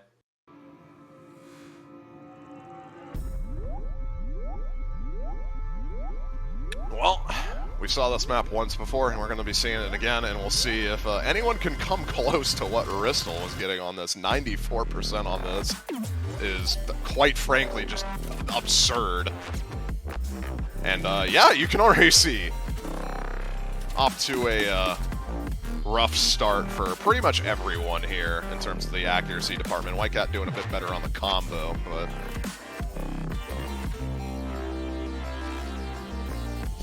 all of them actually followed that slider. Okay. I was expecting them to cheese that slider, but they both followed that perfectly. Yeah, that's the practice, man. The grind set for this map. If you can memorize some of the really, really wonky sliders on this and just cheese a lot of the others, it's probably really doable for a lot of players. Wow, Liver Russian followed that slider. What? That was crazy. It's so wild on mouse to follow that slider. Holy shit. That was actually wild. This is actually the grind set in full display for Liver Russian right now. There's no way you just normally read that slider and decide, yeah, I'm going to follow that just normally, right? He has to have memorized some of these big sliders, put in the practice to get this type of combo together, because he is demolishing this part of the map. Yeah, like Whitecat, he has like no chance right now. This is the slow part of the map and arguably the easier part of the map coming up in a second here. And Lever Russian is holding on to a 400 combo as we enter that section. Looking very, very good on this. See if he can hold it through this section.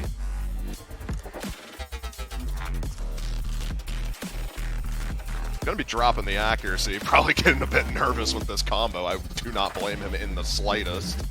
But like, Dude.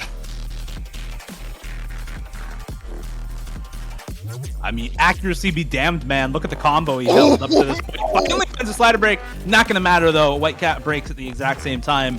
And, yeah, you know, White Cat doubled Lever Russian score on C1 on the Inferi map we just saw. Lever Russian with double White Cat score right now on S3. Hyperlight just crushing it, man. This is a nutty score from him.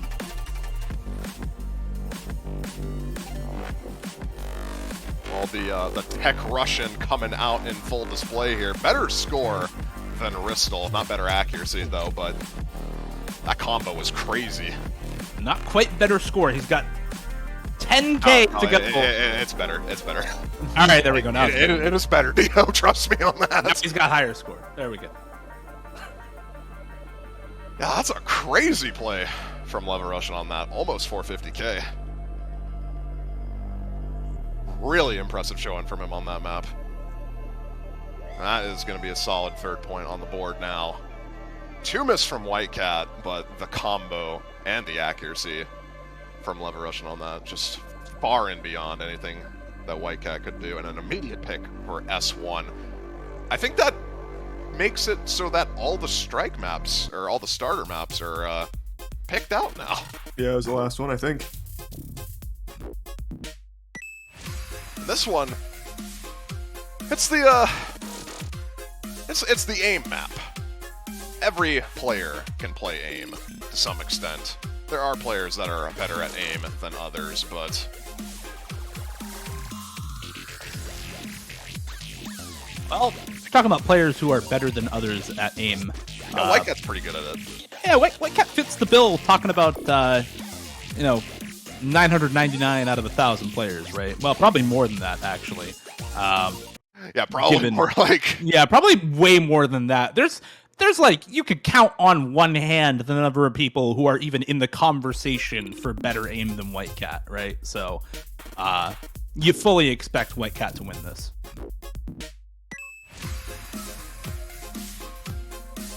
I also find it really funny because I believe White Cat actually plays this map with the custom hit sounds on. For those that are unaware, this is a fort map, which the custom hit sounds on this kind of go a bit wacky. There's a lot of hit sounds that are just pretty much voice samples.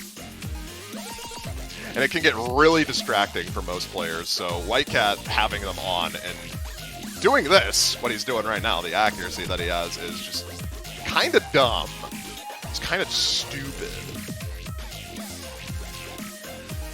Another thing to note about maps by Sayas Miyapa, also known as Fort, the person who made this map, he tends to follow the song to a T, almost to a fault sometimes.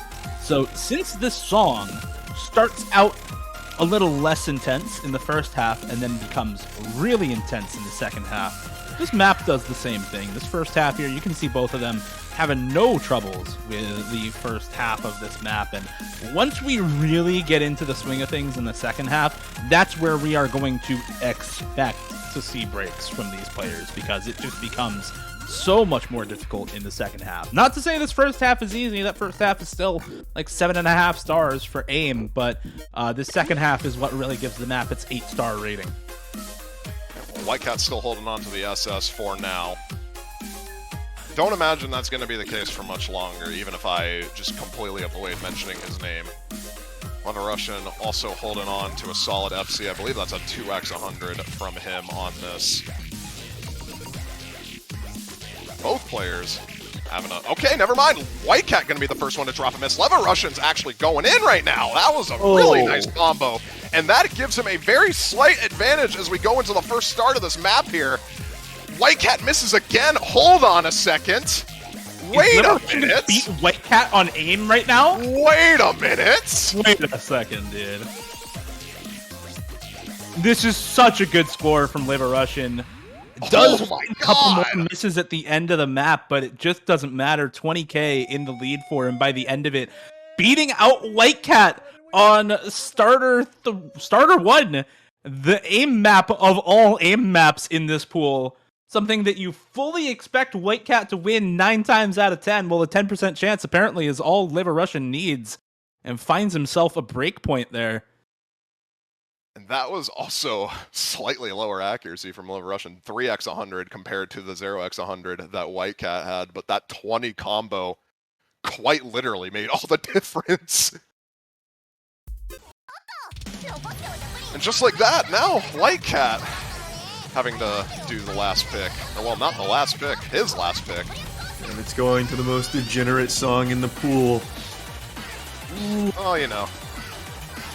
It was bound to happen eventually. Yeah, we had to get here.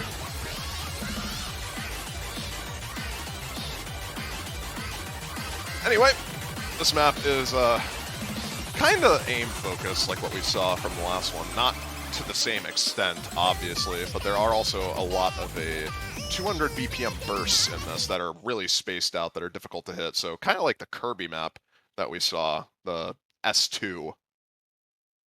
A lot of spacing on those bursts. Relatively straightforward map overall. Both these players should be more than comfortable on this. Yeah, I think White Cat kind of unfazed by the loss to Liver Russian on the previous map, because he's just going into the same type of map, right? Into another aim map. Yeah, this one's got, you know, some streams. Yes, it's on Hard Rock, but this is very close to the same type of map. I was going to say that the players are going to be exchanging misses. Liver Russian now with a slight combo advantage, slight AC advantage too in the early stages of this map. This is a relatively long map, almost 5 minutes long of this. I am so glad I have the stream volume very low right now. Oh, you're missing out on some classic Nanahira. I don't think I am missing out on anything, Charlie. Oh, no. This is one of the weeb's finest. I'm not sure about that one. White Cat's actually going to be dropping quite a few misses in the early stages of this map here, so Liver Russian now having a pretty sizable combo advantage, all things considered. Probably not going to matter that much, as yep, he is gonna drop a miss right there. But White Cat doesn't have any combo to really counteract that, and that's a 30k lead now.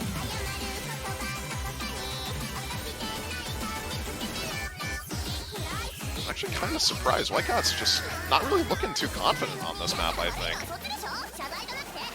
A lot of weird misses that he's getting. Both players hitting the 1/3 triangle there.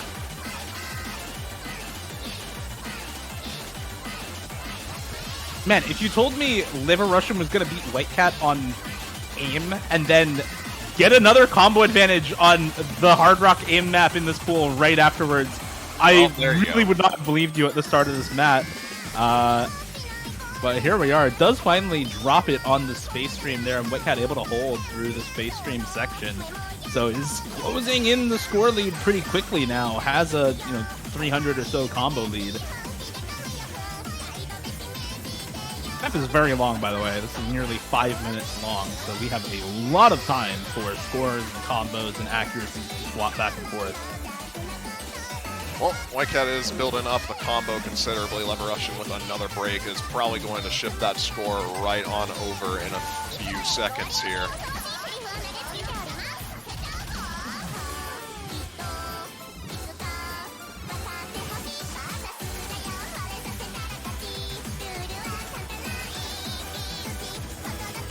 White Cat going to be taking the lead for now.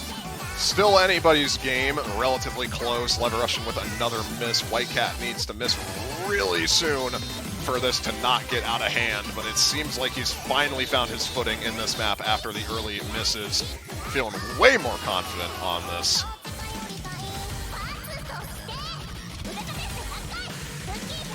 He's just nailing this stuff now. I'm sorry, Liv, I spoke your combo lead out of existence. Yeah, thank you for that. we all appreciate that, Dio. This is I'm just making it close, all right. 1k combo on this and growing. See how far he can push this. Actually, that'd be really impressive if he gets like around a 1500 combo on this, because that would also involve comboing another hard part here.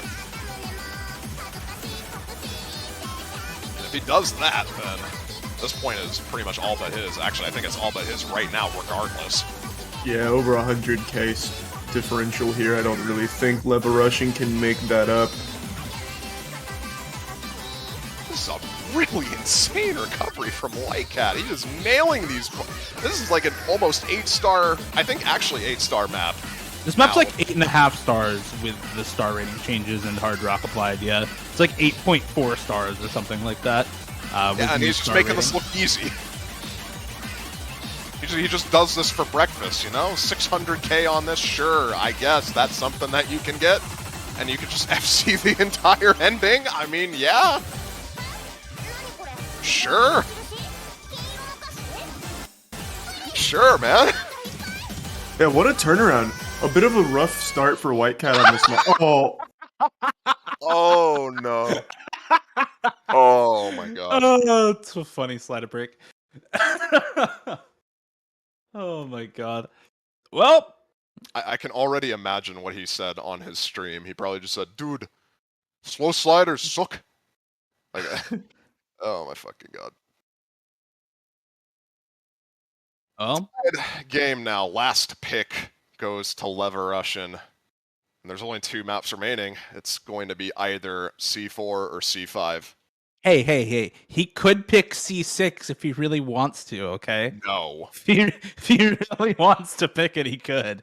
I don't think either of them would want to play that right now. I'm going to be real. He was with you. forced to play AR3. They were both forced to play AR3.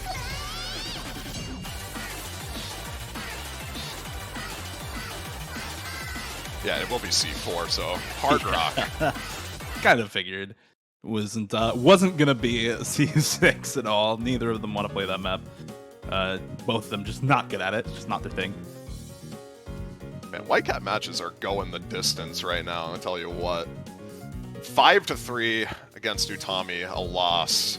And then 5-4 back-to-back against Badu and Arnold. 5-2 against Emrek. And now 4-4 against Leva Russian. Always going the distance with his picks.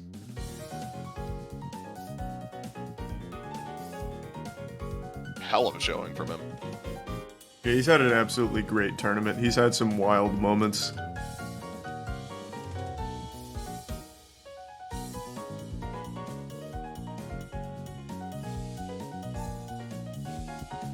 Well, I'm excited to see what Leva Russian can do with this last pick. I think in a lot of people's minds, this would be a big upset if Leva Russian is able to take the win over Whitecat in this match. Whitecat coming into this, definitely the on-paper favorite, more tournament experience at the absolute highest level in, for example, 2 back-to-back OWC Grand Finals in the last 2 years. So definitely somebody who I think a lot of people would think to advance pretty easily against Leva Russian. So massive credit to Leva Russian, and I think goes to show just how underrated of a tournament player he is. The fact that he's able to force Whitecat to a 4-4 game state. And this is Leva Russian's pick as well. He got that match point earlier on and is rewarded for it with the last pick of the match. No tiebreakers in these pools since we have the starter pick instead. So Leva Russian just gets last pick to try to win this match. It's all on this one. Not the best of starts for him on this map, though. Finds a couple of early breaks and early act drops. Whitecat with the SS to start out, looking to keep his tournament hopes alive. This map is for top 3. Loser of this map is eliminated. Winner of this one map gets to move into top 3 and face off against Utami. I mean, those early drops are kind of to be expected, especially if you're a mouse player. Adjusting to these low circle size maps so shortly after you play big circle size, like what we just saw, it's hard. I mean, even like CS5, like the map prior was had way bigger circles than this. So it takes a while to get adjusted to, but Whitecat is looking very confident on this right now. We'll see if he can keep that same confidence as we get into the first slow section here. Let's see who misses. Or if anyone misses.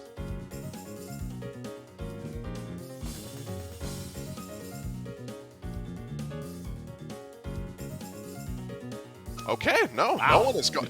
Oh my White Cat! Oh wow, wow! Right after the slow section, he dropped his guard, man. He let his guard drop after the slow section. He's punished. The space stream right afterwards catches him, and Liver Russian halfway through the map finally drops the full combo. The accuracy lead for White Cat doing so much work keeping the score close, and now he's got combo and ac lead going into the second half. Drops again right afterwards. This is so close between the two of them. What's going on?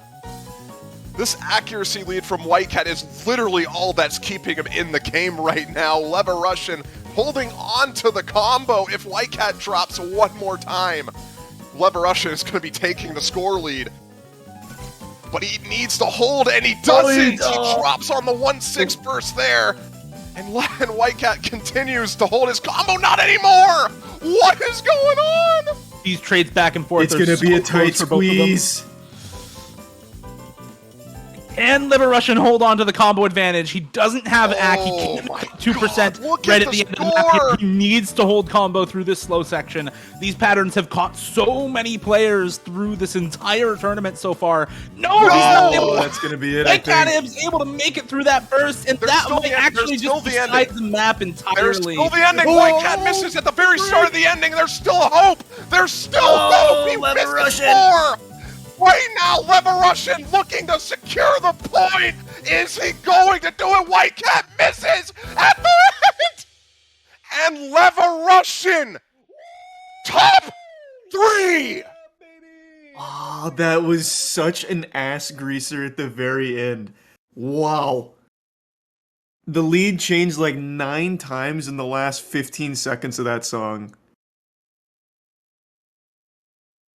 I don't think my ass has been this greasy since the BP oil spill in the Gulf, Charlie. That was absolutely ridiculous from Liver Russian. Barely edging it out at the end against White Cat, against the person who on paper would have been the huge favorite going into this match. Liver Russian, if he was underrated before this match, no longer. He is firmly planted in people's minds in the OSU tournament community after this, that's for sure. What a crazy performance from Lever Russian on that. The dark horse of this tournament. We had Arnold last time, and now it's Lever Russian. How coincidentally, you can't make it up. 2 mouse players being the dark horses of both of these tournaments. You can't make that up.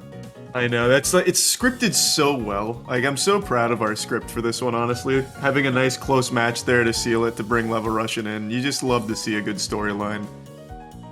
Yeah, props to Neonaro with the script writing. I mean, that was next level for this match, I gotta say. That was crazy. He's outdone himself. His work is outstanding, honestly.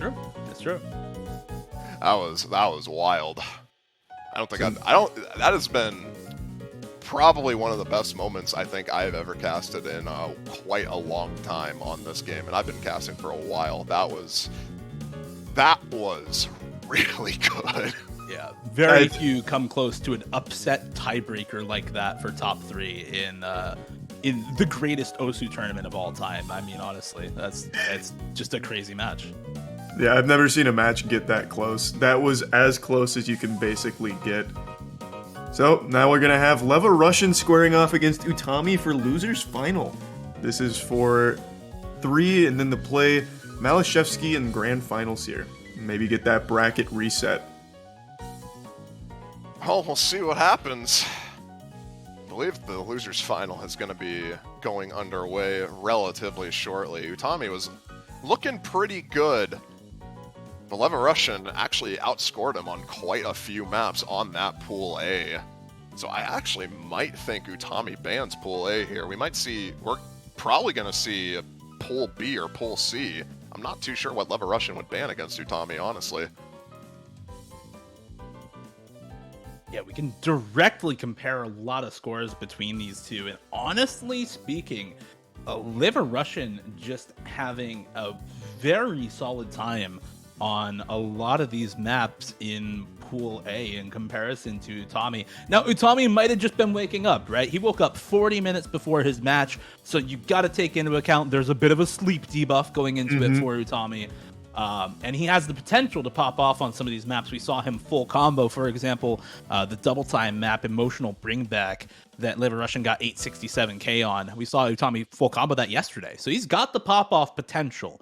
And there are certainly a couple maps where, just on paper, you favor Utami, right? Especially on something like the Inferi map in Pool A. So maybe we see it again, but hopefully we see one of these players say, nah, you know what? I don't want to take my chances this pool against this man opposing me right now. Let's try something else. Let's try another one of these pools that I put into practice for. Yeah, I mean, I think Utami has a pretty solid advantage on both Pool B and C. In general, I think he could probably do well on the... I mean, he could do well on any pool, really. He's one of those players that's just well-rounded in general, much like Malashevsky. But I just want to see a different pool. I would really hope to see Pool B here. But yeah. Also, a fun fact, the tournament host Nyanro just said us. Lever Russian actually almost did not make it out of groups. He barely got out of the group stage by 1 point, I think. It was solely determined by the group stage match between Arnold and Keeg. Otherwise, it would have been Keeg who would have had advanced. But that match went 5-3 rather than 5-4 in favor of Arnold, and as such, Lever Russian's here, and he is making the most of it, man. He is making the most of he's what slapping he can do. right now. He is going kind of wild. Last hope for mouse players.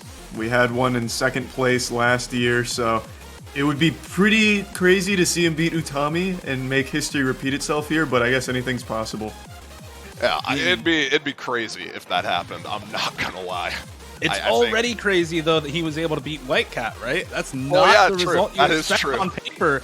So, a magic day for Liver Russian. Last day of school, he's pulling out all the stops for it. So, I'm excited to see the next match between him and Utami, because if he was that good against White Cat, if he was able to take White Cat and bring it home 5-4, I don't know how this match is going to turn out with him versus Utami. Yeah, I think everyone on paper is probably favoring Utami, but right now, he was looking pretty good. He was looking really good. Lever Russian was looking really good on that pool. I don't think Utami is going to want to leave that pool open, especially considering the scores that he was getting. He probably just wants to maybe deal with a different pool. We'll see which pool that ends up being, but I definitely think we're probably not going to be seeing a Pool A here. That would be nice. Switch it up. We've seen Pool A every single time except one, I think. We saw one Pool C. We saw one Pool C, and we got to see a pretty most of the maps as far as I can recall, because I believe that was one of White Cat's matches, and that went to 5-4. So yeah, we got decent exposure in Pool C. We just haven't even seen an inkling from Pool B yet. yeah, we need to see Pool B. We need to see it. I'm really hoping we see that pool. There's definitely a good chance we see it. Liver Russian maybe wanting to ban out Pool C in this matchup, again, just for the super high approach rate DT map against somebody like Utami, who has been putting up huge scores in the solo ladder on super high approach rate DT maps all the time. It's something that he's very good at outside of a tournament setting, and he should be able to bring it pretty easily into tournaments. So maybe we'll see that banned out, and maybe we see Utami ban out that Pool A, given how good Lever Russian's scores were in this last match. Comparing a lot of the scores directly, you almost favor Lever Russian on paper based on how they just played. So if he is a little wary of Lever Russian on this pool after those first two matches of the day, we could see that Pool A ban from Utami. I'm hoping that's what we see, because it would be really cool to finally get Pool B on the last day when we've only got one matchup at a time happening. It'd also be fun if we see Pool C even, because that at least it'd be something different, right? Yeah. At least you'd be seeing something different. It wouldn't be Pool A for the entirety of the thing. But yeah, Pool B is definitely, I think, something that everyone wants to see. Everyone wants to see that Mazarin map in particular. I want to see the Bill Wirtz map, man. I want to see true. the Yeah. True. off-screen slider gimmick. That map's so cool. That's true. That is actually very true. I completely forgot that was in Pool B. There's actually a couple of bangers in Pool B. Now that I think about it, you have the obligatory Gentleman song, the Force mod on that, and they also have the Devious Panda Peck map. The what was it? Explorer 1 by Ill, I think, something like that. Yep. It's pretty good. I think players right now are just taking a little break. Obviously, kind of to be expected after Lever Russian just barely clawing out that win. Oh, absolutely. He said he washed his hands right before that last one, so he had the clean hands buff, and now he's probably just letting them cool down a little bit, dry off. I wouldn't be surprised. What's Utami doing to get warmed up here? You're in the same facility. Can you see him going, like, any kind of pre-game rituals? Any seance or anything? No, he's just playing the game. Oh, alright, nothing special then, okay. Yeah, no, I Business don't as think usual. he's doing anything special. He's just playing the game, keeping warm. It's Okay. another day in the office. But yeah, Well, alright, now we just, what's have going on fun. what's going on with you boys here today, huh? We got a little time to kill. my voice is dead. I'm probably going to need to get a bit of water. Yeah. We got to take turns getting something to drink after we swap over to the gameplay. That's for sure. But I mean, I'm here. We're both doing Osu all day. We got busy days. We're here, and then we're doing the BTMC LAN after this. So it's a busy day for both of us here in the Osu community. That's for sure. Yeah, Well, absolutely. I think as we were talking, actually, Lever Russian just joined the lobby, and Utami is also in the lobby. So let's get the map pool scene shown here, since I believe both of them should be here. Yep, they are both indeed here. Let's see which pool is picked. I just got a strong feeling it's gonna be B. There's something tickling me deep down in my soul, telling me that they're really looking at B right now. I'm really hoping it is, man. I want to see some of those maps in that pool. I really want to see Utami tackle the Mazarin map, man. I really want to see if it's even possible.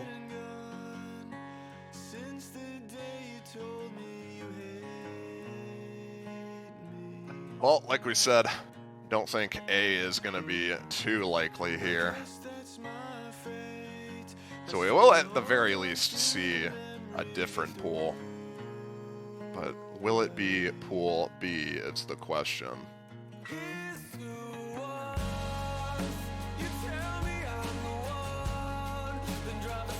Players taking their time with banning. Oh, they both banned Pool A against each other. That's good. Come on, Greatest- Shadoos. It's all up to you, man. We have the all up to chance, him. the opportunity, the potential. News. That's is good here. news. Damn it. No! Come on. Robbed. That's Yeah, tough. It's absolutely. still a different pool. Pool C. So we will get to see that at the very least. Yeah. At least But- we get something different. It's not Pool A, so we got part of our wish. There's definitely some bangers in Pool B too. We've got the namesake song, Charlie's Perfect Math Class, as starter 1 in Pool C. We've got the Eurobeat AR 10.8 DT map in Counterpick 6 for that pool. Also, definitely excited to see that one. We've got the Satin map starter 2. We've got the Panic low approach rate reading map with just incredibly difficult stream reading patterns in that map. I'm excited to see what we get from these players, because Utami is absolutely going to be picking into stuff like the Panic map in this map pool, that's for sure. Got a big on-paper advantage on hidden, and especially on low approach rate hidden reading.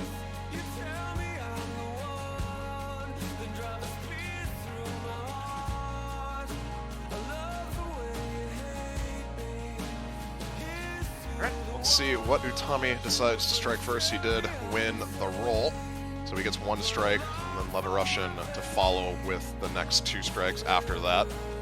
Lever Russian, I guarantee one of the strikes is going to be S3, the Mad Piano Party. That's pretty much guaranteed to be one of the strikes. Tommy, unfortunate. He is now on Charlie's bad side. That's a tough pill to swallow. But that's all right. Is what it is. Saw it yesterday. We at least saw it. We'll probably see it again in this match. Yeah, I'm I gonna be think so. entirely honest.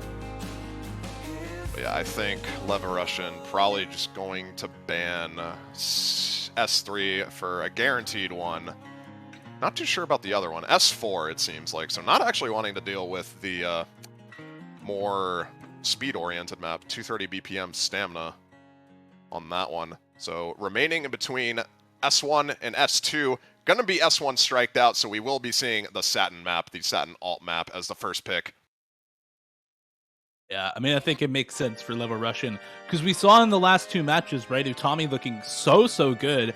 Best score of the day on the Inferi map, the 220 BPM Deathstream map. That's just disgustingly hard for speed players. And Leverushin just not having a great time with it in comparison. So Leverushin probably going to be avoiding the speed maps, avoiding the reading maps and hidden maps as much as he can in this pool, and picking as much other stuff as possible. This definitely qualifies as other stuff. This is another map that starts out a little easy and then it gets way harder near the end. You go from kind of patterns that just flow really nicely from one circle to the next, where you can kind of, tap them all and aim them all as one continuous pattern that's really nicely flowing into itself. And then near the end of the map, it goes from that to 300 BPM jumps. 300 BPM back and forth jumps all across your screen. Just becomes absolutely ridiculous near the end of the map.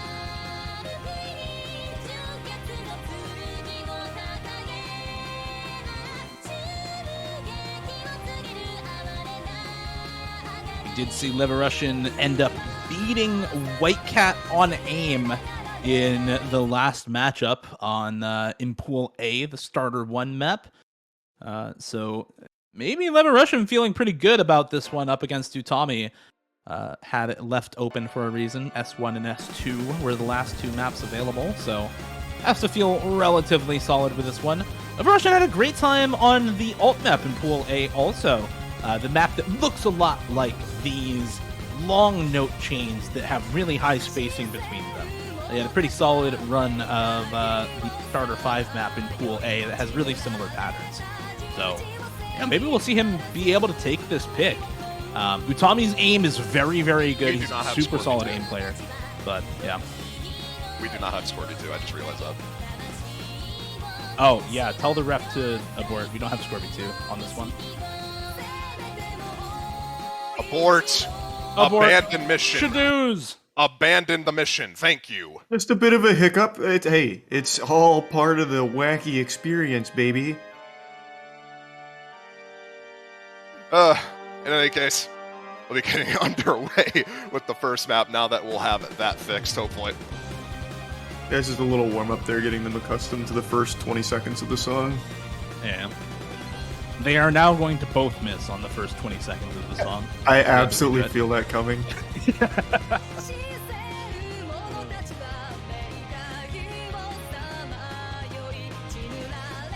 Wouldn't be surprised.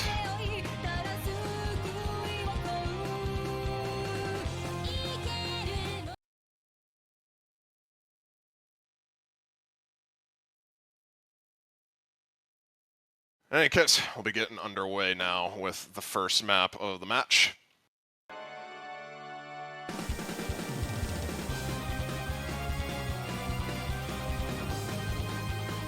It feels so bad if one of them does break here in the first 20 seconds. I mean, it's possible. It is very possible to miss on some of these flowing patterns. They are somewhat missable. Granted, not nearly as hard as, say, the ending, but it is possible. It seems like they're doing relatively fine now. I think we're back. It was right around a 340, so we're good. We're good. Yeah, we're good. We're all good. Slight accuracy advantage right now for Leverushin. And that's pretty much all that we can really say right now as we get into the first chorus, the first quote-unquote hard part. Not really as hard as what you're going to be seeing during the latter half of the map, but... Yeah, the 300 BPM jumps are absolutely nasty. We saw White Cat S-rank this in his match, I believe, against Arnold, if I'm correct. Which, not sure if anyone's going to be able to replicate that or do better than that, but for now, Leverussian, first break, accuracy advantage. E.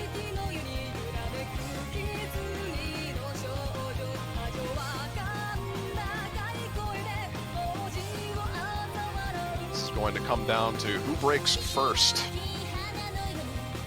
I mean, at this point, we're halfway through the map, so yeah, whoever breaks first just loses so much potential score in comparison, unless we see both of them break at about the same time. We've seen that happen plenty of times so far today. We've had such close matches today, actually. 5-3 and then 5-4. Kind of crazy how close some of these late-stage matches have been. Well, we're going to be getting underway with the second chorus. Let's see what happens here. This is where the map starts getting a bit harder. Granted, not as hard as the end, but there are a few patterns that are quite difficult to hit in isolation. And wow, both these players are just going off on this map right now. That's actually kind of crazy. What is going on here? Well, it's actually going to come down to who misses first on the hard part, it seems like. Yeah, we're coming up to the hardest part of the map right now. There's the miss from Utami. Wait, Leverussian misses right afterwards. It happened again. Wait. We get a consecutive train of misses again from these two players. Ever so slight combo lead for Utami, but Leverussian got a 40k score lead in the meantime. And now that Utami's find other misses as well, Leverussian going to continue to extend the score lead. Both of them finding the drops, and I think that might just decide it 60, 70k in Leverussian's favor right now. There's still potential, I think, if Utami pops the hell off and Leverussian continues missing as he has right now. If he continues missing and chain missing on these... Okay, never mind. Yeah, wow. I mean... What a crazy performance from both of these players, actually. That was absolutely wild, and it's the accuracy advantage, really, that put Leverussian over the edge on that map. And both of those players just hit the ending, sure, okay. You love to see the both of them here, two of the top 3 players in the tournament, come out swinging on the starting pick. Such a close map and such good scores from both of them on it, too. Really exciting stuff to start it off. Well, now we're getting into the obvious picks. S3 for Utami. This is not going to end well. Yeah, Leverussian just saying he's sight reading it, so I think this one's just a go next kind of situation. This is definitely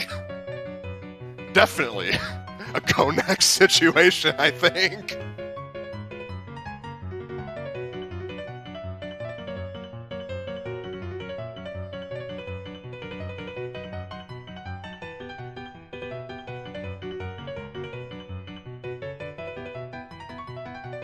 Well, let's see what happens, I suppose. Yeah. Who knows? Maybe Leverussian can just absolutely pop off and decide, you know what, I'm gonna get 500k on a sight read without playing hidden. I believe. I mean, he's been magical today. I think he could probably squeak it out. It'd be quite a magical experience if he manages to do that, I think.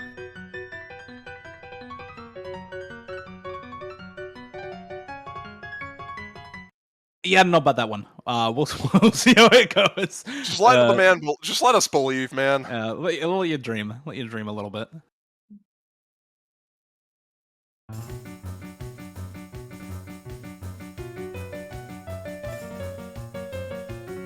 See, look, they're both starting out well. They're both starting out well. Leverussian with a bit of an accuracy disadvantage, but he's not missing. He's not missing yet. I think he's doing pretty solid. Accuracy doesn't even matter, honestly. It's just all about that combo. Looking good. Oh. Wait, watch this recovery though. Oh.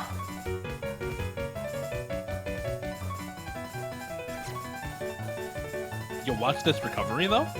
Wait, he's going in. Okay, never mind, he okay, missed, never mind. but it's like, okay, there we go, okay. Okay, there he's got to re-warm up the fingers. Hold on. There we go. What was Arnold's score on this, by the way? When we saw him play this yesterday, it was like 400 or 500k, something like that. He like comboed half of the map. That was kind of nuts. That was kind of nuts. Yeah, this is just unfortunate for Lever Russian because it's just like literally chain missing pretty much everything. Utami's not really faring that much better either, but just slightly better enough to...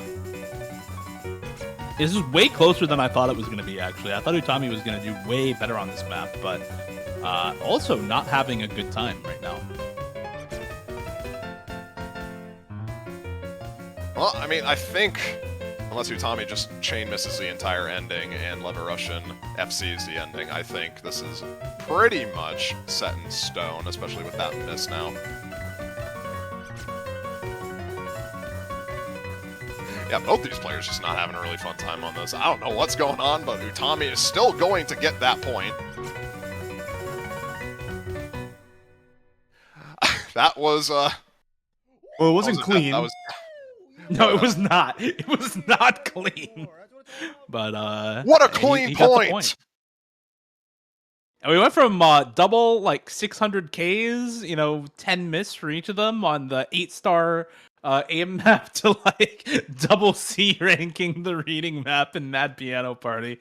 I don't know, the dichotomy of man on full display within the first 2 picks of this map pool. We love hidden here.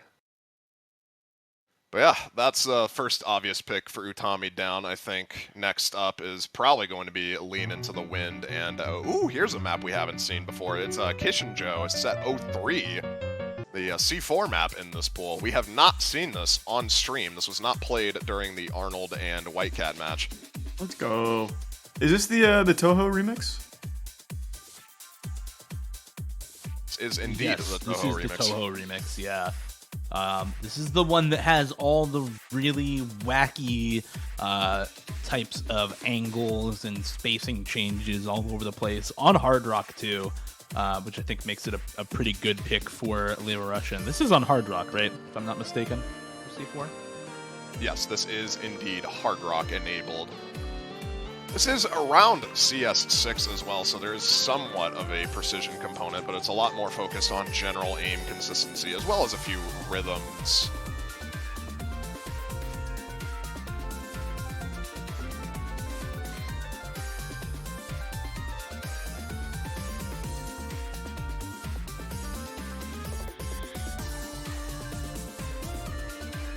I'm just jamming out to this song right now.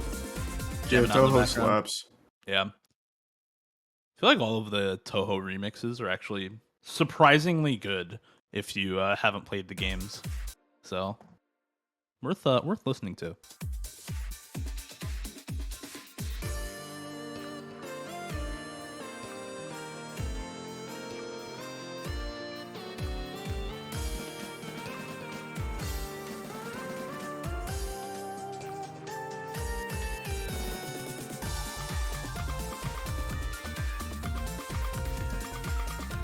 It's all pretty straight. Oh, well. It's alright. You're picking it up, Charlie. You're Yeah, I'm learning the way of the caster. Yeah, I'm starting to get a handle on it. This happened a lot last year, so I'm trying to refrain from like giving any kind of compliments. And the second I decide to hop back on the saddle, that's sad. Yeah. It's a really unfortunate accuracy run from Utami here. Lever Russian holding on to a solid 96%. Utami not having the best of starts with the accuracy on this, but had a better combo to begin with.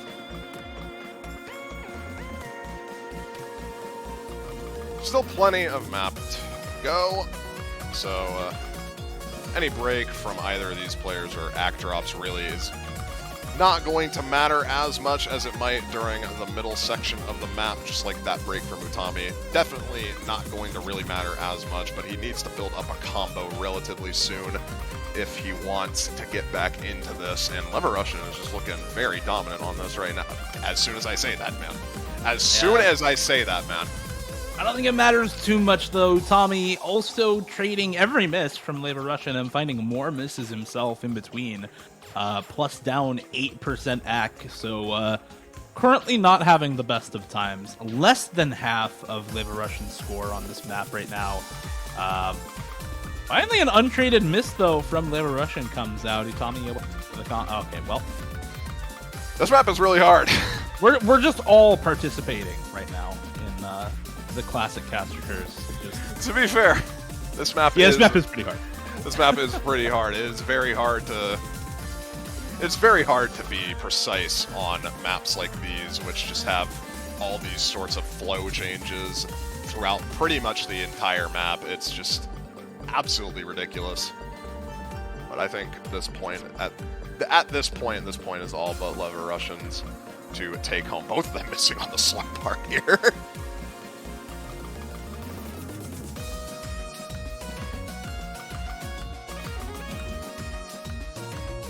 There's the rhythm change section of the song. Here it's switching to a 1/3 based rhythm.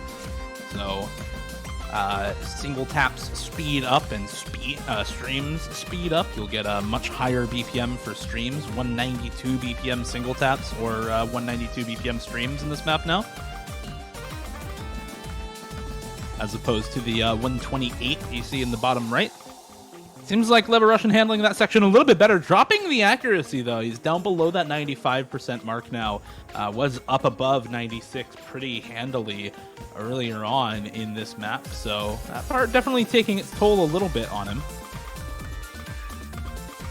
Well, ending section of the map, I don't think there's really a way for Utami to get back into this. Lever Russian does miss on the jumps there, and Utami is actually doing pretty well, and they... Man. It's not your fault. Man. It wouldn't have made a difference regardless, even if he FC'd the rest of the map. The score gap is just too big, and that is going to be the second point on the board for Lever Russian.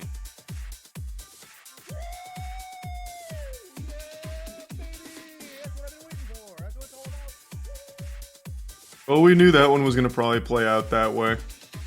That one's not a big surprise. Lever Russian there with the hard rock pick. We're going to be seeing the next map pick. It's going to be hidden. A bit more of a toss-up in comparison to the reading map that we saw, but definitely something that Utami is comfortable on. This is such a cool song, too. Shortest song in the tournament at 1 minute 18 seconds. Cola Kid has a lot of songs that sound like this, the almost chiptune-y vibes that they give off, right? And a lot of them are very, very short also, within, a minute and a half, 2 minutes. So definitely a kind of trademark for Cola Kid as an artist is these sorts of really short chiptune songs.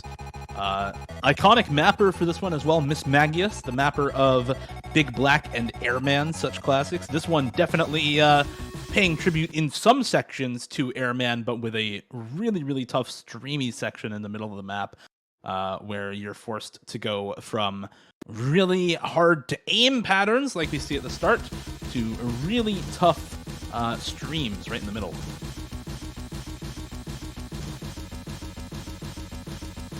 Well, rough starts for both of these players. Going to be trading early misses. Accuracy advantage by far in favor of Utami right now.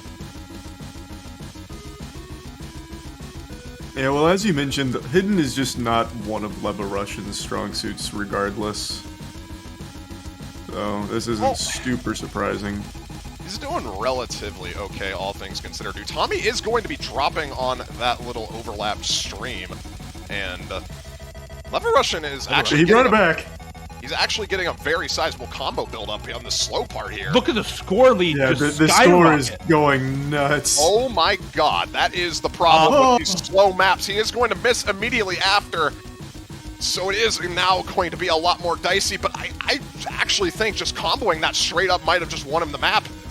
Liva is having the day of a lifetime right now, man. Beating White Cat and now taking a break point off Utami up 3-1. He's finding a lot of misses near the end here, and it's actually going to be really close going into the ending. Utami's able to hold on to the combo. We may have spoken too soon. No, not enough at the end, even if Utami held. And Liva Russian broke again. But, I mean, Liva Russian is just playing out of his mind right now. He's performing so well coming into today as a massive underdog compared to everyone left in the top 4. And he is looking no worse for wear after the first 4 maps in this one. Yeah, that was combo game and a half, because you saw right there Liva Russian had 23 misses in comparison to Utami's 5 miss with much better accuracy, but doesn't really matter, I suppose. Combo game, man. He gets all of the early jump section, he gets all of the stream section in the middle, and then gets the free combo from the stack streams right afterwards, rewarded for holding during the hardest part of the map, and is able to take the point because of it.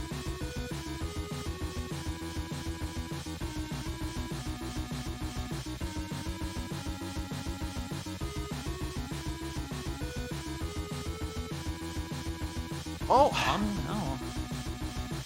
he has next pick. It's going to be Oh, there we go. S4, the map that Liva Russian did strike out originally. Yeah, I don't think Utami can afford to leave too much on the table at this point. He only has, theoretically, 2 more picks that he gets to choose, right? There's this pick right now, and then if Liva Russian manages to win 1 more map, he gets what would be his last pick, essentially. So S4 and probably C6 are going to be those last 2 maps, I would have to assume, that get picked by Utami. Liva Russian definitely not having as good a time on speed today as Utami is, so despite this map being Hard Rock and Liva Russian being generally favored on Hard Rock as a mod, probably looking to Utami to win this one pretty handily, given what we saw between these 2 players on Pool A earlier today. I still think it's possible Liva Russian can squeak this out from his butt cheeks here. He did beat White Cat on the AIM map S1 from the last pool, which is pretty wild. No one really expected that from him, so I think he's just got miracles in his blood today. I mean, he wants the Cinderella story. He wants the Cinderella story, being knocked down into the losers bracket by MREC to now guaranteed top 3, and we'll see if that even goes any further than that. Tommy with a very early miss, not going to be the end of the world. 3 minutes long on this map, plenty of opportunity for Liva Russian to trade that miss.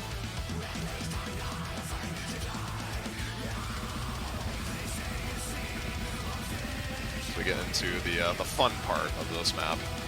The streams, and there goes Liva Russian's accuracy. Yeah, literally rough. entirely. Look at Utami his, does also trade Utami that. misses. Utami misses though, and Liva Russian just hasn't traded the miss back, despite the UR bar looking like Liva Russian is just falling behind. Look at that UR bar down at the bottom of his screen, all green and orange during that section. There goes his combo we finally. go. Yeah, finally running out of stamina there, but that accuracy difference, 10% accuracy difference on the side of Liva Russian right now.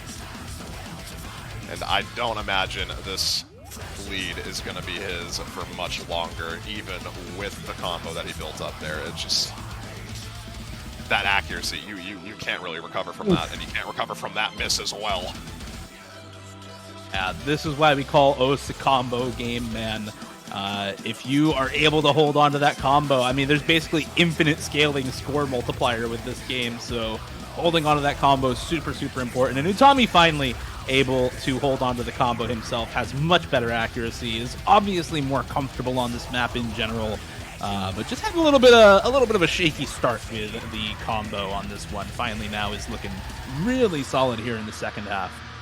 Yeah, I think at this point, at this point, it's pretty much his point guaranteed. So, going to be finally clawing back that point that he lost. But but he's still down a point, so he does need to take that break point against Lever Russian at some point.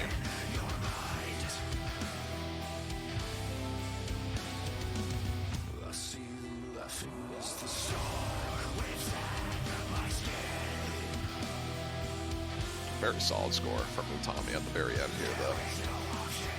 And it wasn't like a blowout till the into the song here. Lever Russian held a long combo, going all the way up to I think like 600 something when Utami had broken early. So it was a commendable showing from Lever Russian. Yeah, this map's way bad. more accessible than the Inferi map in Pool A, that's for sure. And Lever Russian, but like you said, putting up a really solid score on it.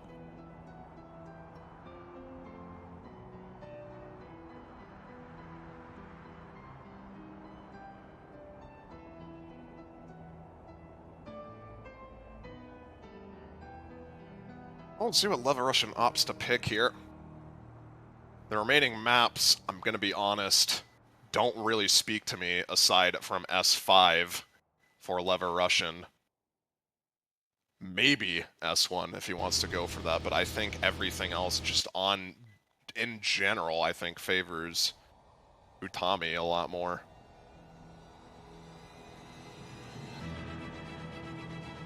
I have a feeling we're going to be seeing S5 here, just a hunch. I've been wrong every single time for 2 days now. It's about to change. Damn. The streak continues. So close. Well, hey, at least it's another song that's, not quite by the gentleman, but made for this tournament, right? We got the mashup song this time around. Yeah, the little YouTube poop. Porn parodies are more true to the source material than this one. Fuck that, man. Okay. Anyway, fuck that. Oh, Fiery, why don't you tell us a little bit about this map? Because I remember some of this, but this map just kind of goes crazy, right? Like, there's no real categorizing this one, I don't think, into any neat slots or anything. It just seems like this one is kind of all over the place. Yeah, well, we'll see how this pick plays out.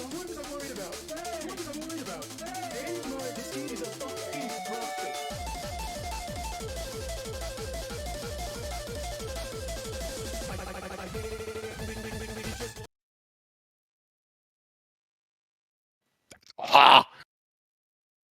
We see Hard Rock from Lever Russian on this. What is this int? What is this int?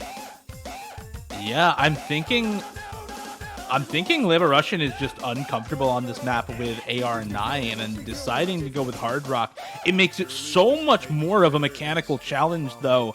The aim on this map just becomes so much more difficult. You go from CS5 to CS 6.5 with Hard Rock on this map, which is way smaller of circles. But so far, it seems to be working out. He's able to hold on to combo a little bit better than Utami. Has better accuracy as well, despite it being with Hard Rock. Well, Utami building up a combo now, and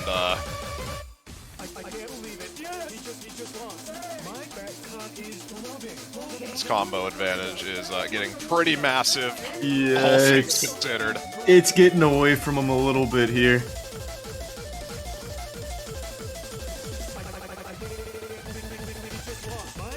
Lever Russian is doing surprisingly okay. Okay, never mind. There he goes. He just died entirely. Yeah, that was just an actual flatline moment there.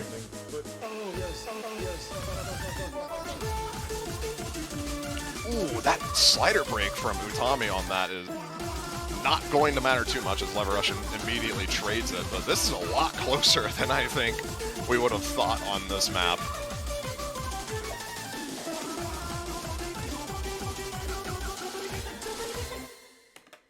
And now we get into the hard part.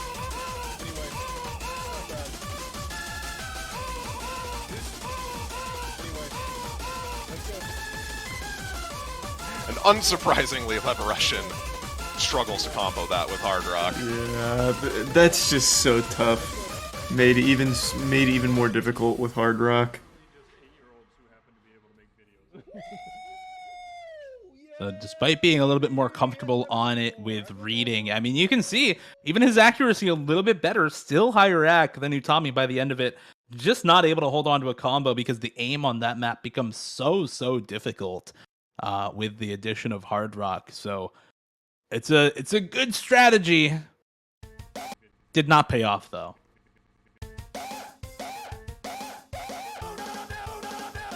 And just like that, we saw the early breakpoint from Liver Russian on C3 on Too Punk to Suck by Kolakiv. Taken right back now by Utami, finding that win on Liver Russian's pick. That was his pick for this song, Charlie's Perfect Math Class. So now tied up once again between these two. Ball is back in Liver Russian's court, has the next pick as well. Gonna go with C5, Lion by My Sound Life. That is a very bold pick, picking speed into Tommy, but Yeah. probably feeling a bit confident after the 800k that he managed to get on Pool A's speed map.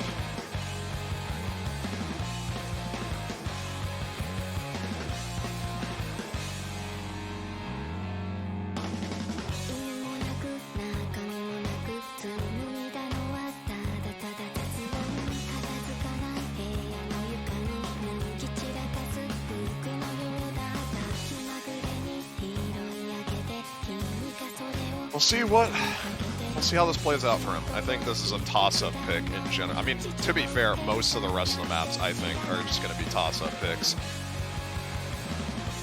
He said he'll be right back, so I'm guessing he's washing his hands again to get that buff active.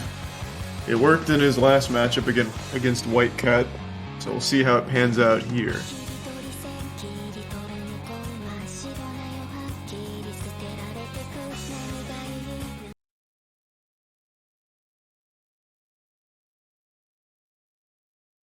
Yeah, we will see indeed.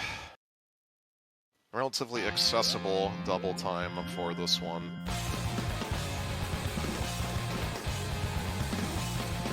Oh man, that accuracy on Utami's side was a little rough there off rip. Yeah, I think he just started the thing. Or yeah, he started hitting the circles too early, but he's accustomed to the map now, so he's fine. Yeah, it'll be alright.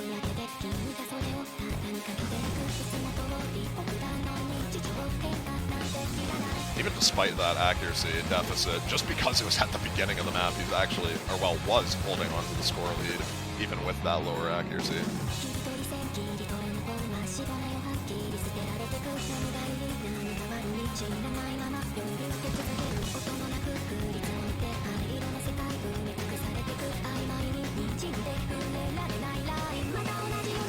Both players in the square pattern there.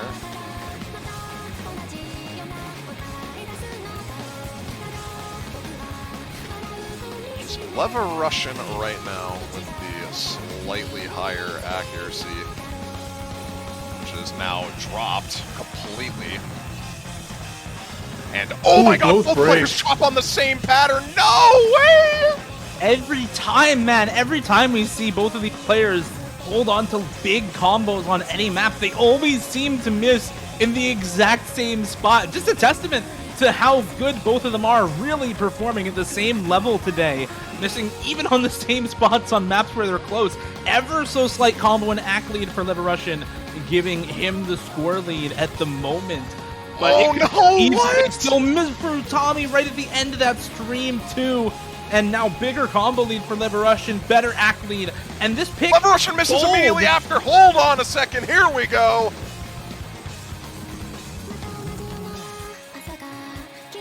Now things get kinda interesting here. Lever Russian misses once again.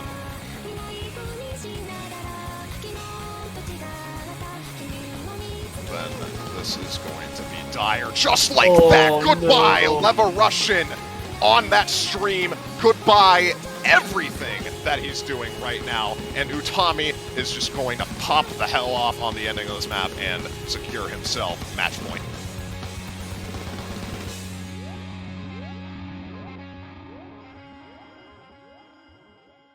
What a close map. Yeah, that is a super close map, and this is a massive streak of points for Utami. He's won, what, the last 3 in a row? Yeah, 3 unanswered right now. So he's got momentum going into this last pick. He doesn't have this last pick. It is Leverussian's, but what he has secured is even if Leverussian forces tiebreaker, even if Leverussian manages to bring it to 4-4, Utami will have last pick in that tied game state. So he's guaranteed himself last pick if it comes to it, and does have that kind of last pick in his back pocket.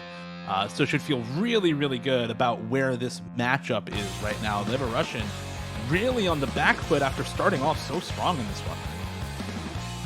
And the maps you have left, all of these maps are toss-ups. I think Leverussian's best chances are on S5 and C2 here. I think C1 and C6 are just way better for him to avoid as a whole. Just completely ignore those maps. Don't want to deal with those. I'm actually not too sure how Leverussian would even do on C6.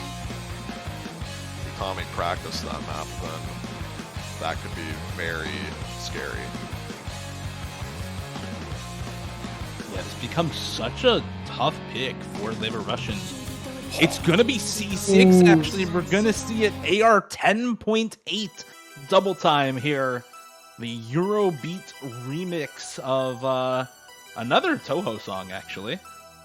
But yeah, that AR 9.7 that you see, that's not after DT. That is before DT. This one is AR 10.8 after double time. You get 1/3 of a second for the notes to appear and disappear on your screen. The average human reaction time is 30 milliseconds below what the timing window is, or the appearance window is, for the objects on this map. So if you are the average person, you have 30 milliseconds to react to and move your cursor to the right place and tap properly on this map. So anybody who can play this really well is literally inhuman. Just disgustingly good at reaction time and ability to properly read what's going on the screen with this map. Do you remember what we saw on this map last time when it was picked in the White Cat match?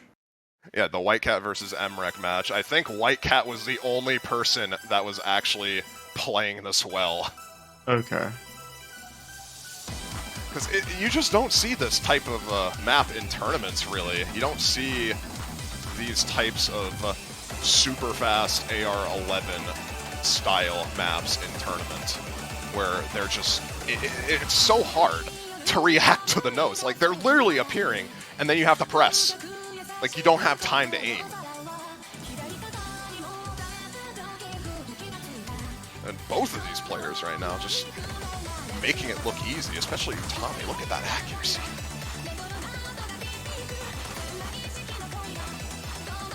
He's going to be dropping it here, but that's a big drop from Tommy. Leverussian is going in right now, actually. What is going on here? And I thought this was going to be a great pick for Utami because he's been so good at a lot of these really high protein maps in solo. But no, it's Leverussian built up a big combo lead, big score lead in the first half of this map. Utami, though, is still comfortable. He's got the same accuracy. He's got better combo right now. So this is still anyone's map. We've still got 1/3 of the map left to go. And less than 100,000 score lead. This is absolutely winnable for either of these players. But Utami's going to have to hold on to this combo if he wants to close it out here. Leverussian, the same goes for him. If he drops... Both players missing the exact same note! Again, man! Again, if Leverussian misses again, this is going to get really dicey for him. Oh, no! He's continuing to break! Is he able to hold on to this? He is as well! No. Yeah. And I think this is going to come down to the last pick again.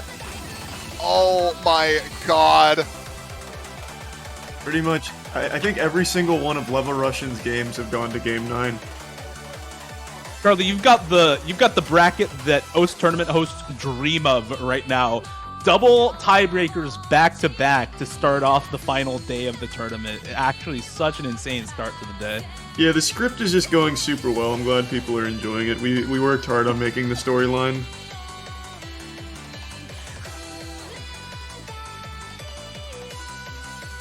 Well, not quite tiebreaker. Tommy rewarded for winning 3 in a row earlier in this match. Has last pick right now, but there's only so many maps left. You've got Starter 5, the Gentleman. You've got Counterpick 1, White Peak by Psy, and you've got Counterpick 2, Delirium by Aleph. Very different types of maps. We've got an AIM map left in the starter pool, and then the stream map White Peak, and the tech map Delirium. So lots of different types of maps left. I don't know what Utami wants to go for. After seeing the tech score from Leverushin on the slider velocity gimmick map in Pool A, I feel like Utami might want to stay away from Delirium. I think we all know where this one's going. It's going right over to S5 here. It's going to be a gentleman showdown here. Man, that's tough. I haven't gotten any of these calls right. We're both wrong, actually. He's picking into the tech map. Yeah, The exact thing I thought he wouldn't pick. Yeah, I think C1 might have been a bit better, but I can still see this pick working out. I think this is definitely something that both of these players would be feeling confident on. So, in any case, we're gonna be getting a hella close match.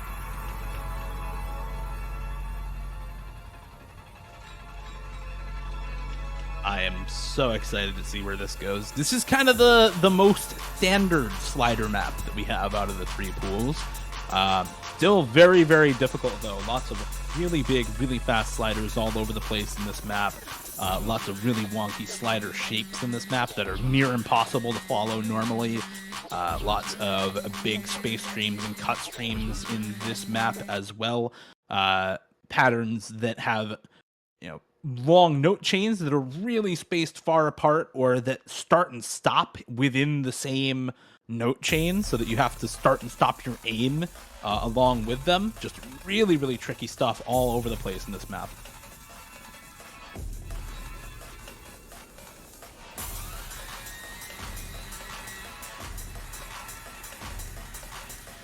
Oh, and this is the one pattern that I forgot about in this map. The wiggles. The wiggle streams. The back and forth streams in this map. Some of the other maps we've seen, really long note chains that are really fast, and they are really hard because of the stamina required to actually tap them all the way through there. A lot of the streams that we'll see in this map are hard because you have to wiggle back and forth within the stream to be able to hit it properly.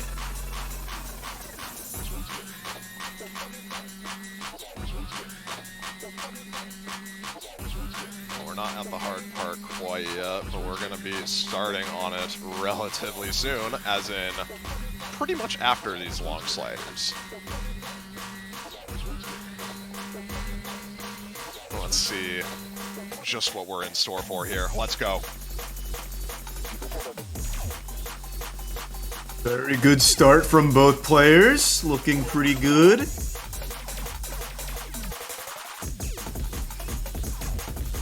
Oh my god, dude. They're dialed in. Really don't want to lose this. First one to find a break. And Leverushin, okay, finally is going to be trading that break, so almost equal on the combo. But the no-lock! Not like this, not like this, not the no-lock chain miss, dude! He is demolishing these wiggles, too. He dropped on aiming the slider properly there. But the wiggles themselves, Leverushin is just destroying right now. And like you said, Fiery, Utami just having so much trouble chain missing the wiggle streams that Leverushin is now pulled ahead by 60k or so. Utami finding another break now halfway through the map. This looks so good for Leverushin. The huge, massive underdog at the start of the tournament was not even in the conversation for taking the whole tournament. Now looking to beat Utami and secure top 2, secure a place in the grand finals. The Cinderella story is happening right now. I'm not really sure what I'm supposed to say. Yeah, you didn't even have any information on Leverushin coming into this. This guy was a relative unknown here. And I believe, Dio, you said that he hasn't been competing for that long, if I remember correctly? He has been very similar to Utami in terms of time span, but he has not been near the top, really, at any point during his tournament career so far. He's flown under the radar as, a very good tournament player, make no mistake there, but as somebody who you wouldn't put in the conversation for best 1v1 player or best tournament player at the time, like Utami has been for about a year at this point. So the fact that we're able to see Leverushin not only upset Whitecap, but at this point look to upset Utami, up 120,000 score right now, is so huge for him. This is, in my memory, his first massive 1v1 international performance. And he is doing it on one of the biggest stages that OS has to offer right now. Utami finding the break there alongside Leverushin, and that is going to seal his fate. GG. Utami exiting the tournament in third place, and Leverushin securing top 2.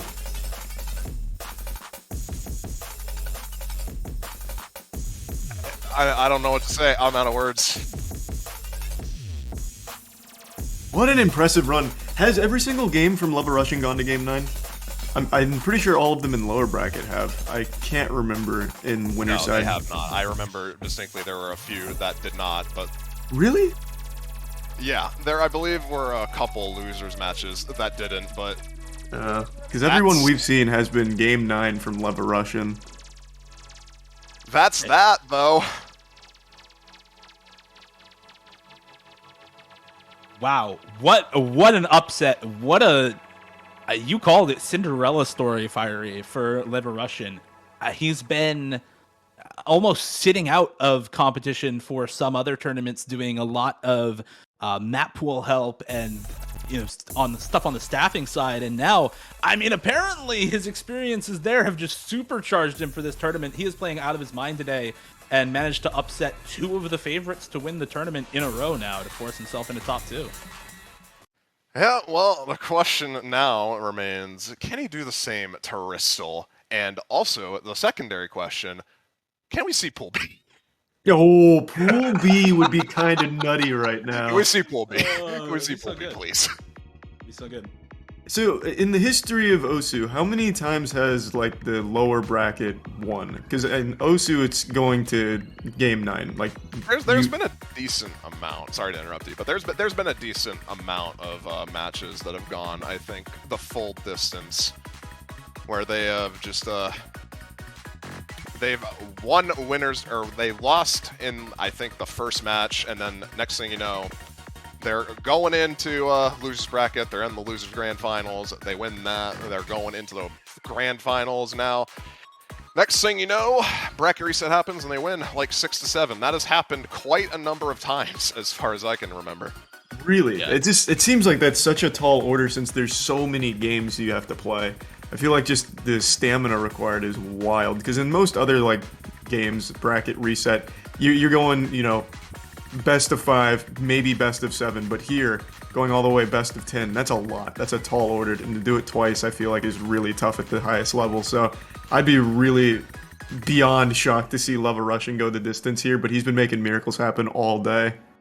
And we'll see if he can keep making miracles happen. He still has that last match to go, and we'll see just precisely what happens. And I'm genuine. I'm so hoping we get Pool B, man. I want to see Me it too, man. so badly, man. So, I So want exciting to to have see it for it. the last match, man. It really would. yeah, hopefully it's been scripted well enough where we get Pool B here. So we got to make sure everything goes according to plan. Yeah, I'm hoping, man. But in any case, we're going to be taking a 5-minute break just before the grand finals so that the players can get ready and be at their top shape. We'll see you guys then. See you soon.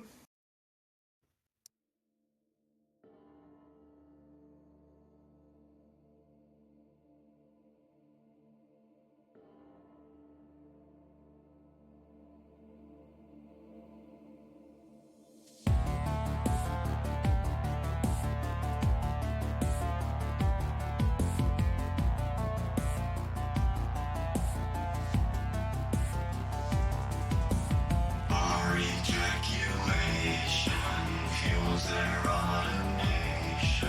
Unwelcome stimulation for their insemination. Incarceration's our only destination.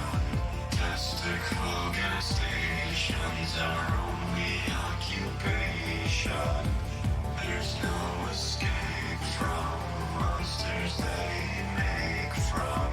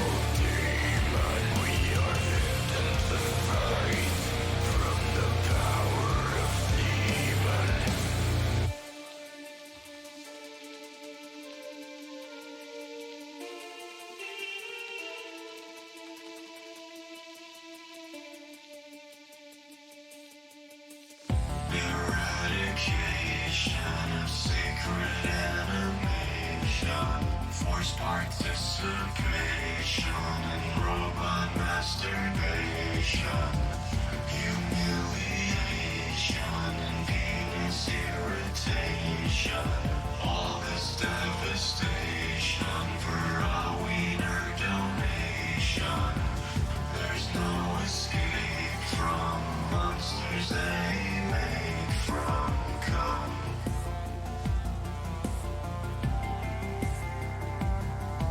Humanity overrun. The night is darkest before dawn. Here they come to cage us.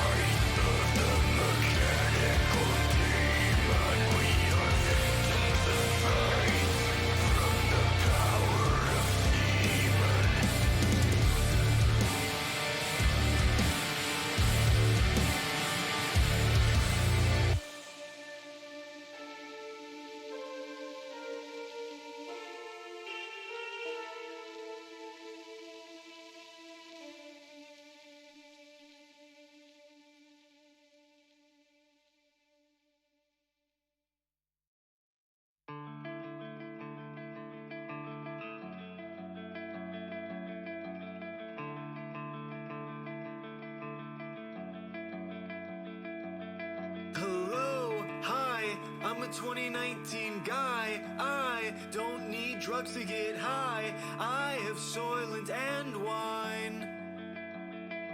I respect girls by getting friend zoned and deny. I think about them and cry. I am totally fine. Testosterone's low, feelings high. That's how you know I'm truly 2019 guy.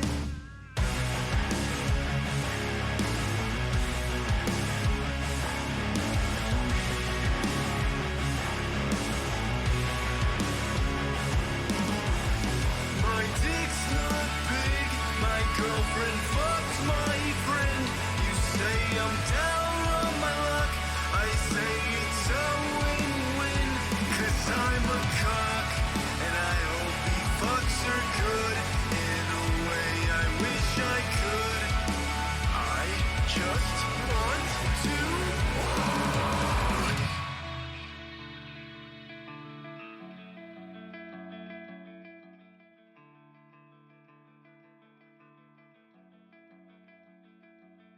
Hello, hi. And we are back, ladies and gentlemen, with the final match of Charlie's Perfect Math class. Leverushin from the losers bracket versus Malashevsky in the winners bracket. And what a day it's been. We have had a day. We have had one of the days. It has of been a history. wild day. Pull up the bracket real quick, just in case anyone didn't see this run here from Leverushin. Leverushin has been on an absolute rampage through losers bracket here. He went to game 9 on winner's side with Imrek just barely losing, falling down to the lower bracket side, and then immediately just popping off, going absolutely wild.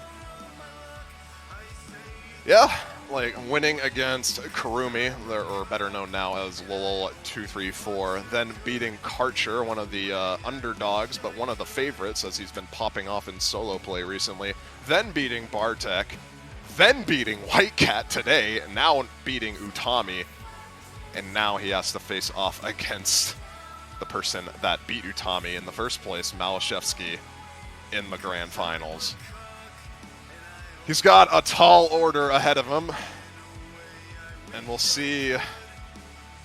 We'll just have to see whether or not he can keep performing the Cinderella story, or whether or not it's just going to be cut short by Malashevsky, the Polish man himself. Yeah, and since Levorushin's coming from loser's side, for those that don't know, he'll have to beat Malashevsky twice.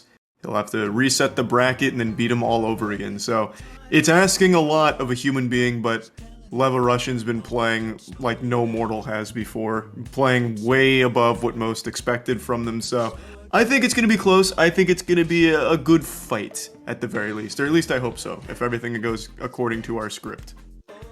Yeah, I mean, According to the plan. all according to plan, all according to Yanora's the grand plan, script. you know. I mean, this has been a hell of a day for Russian. He, to my knowledge, has not made it to an open rank international 1v1 grand finals before. I think you need to clear your throat, Tio. Yeah, excuse me. There you go.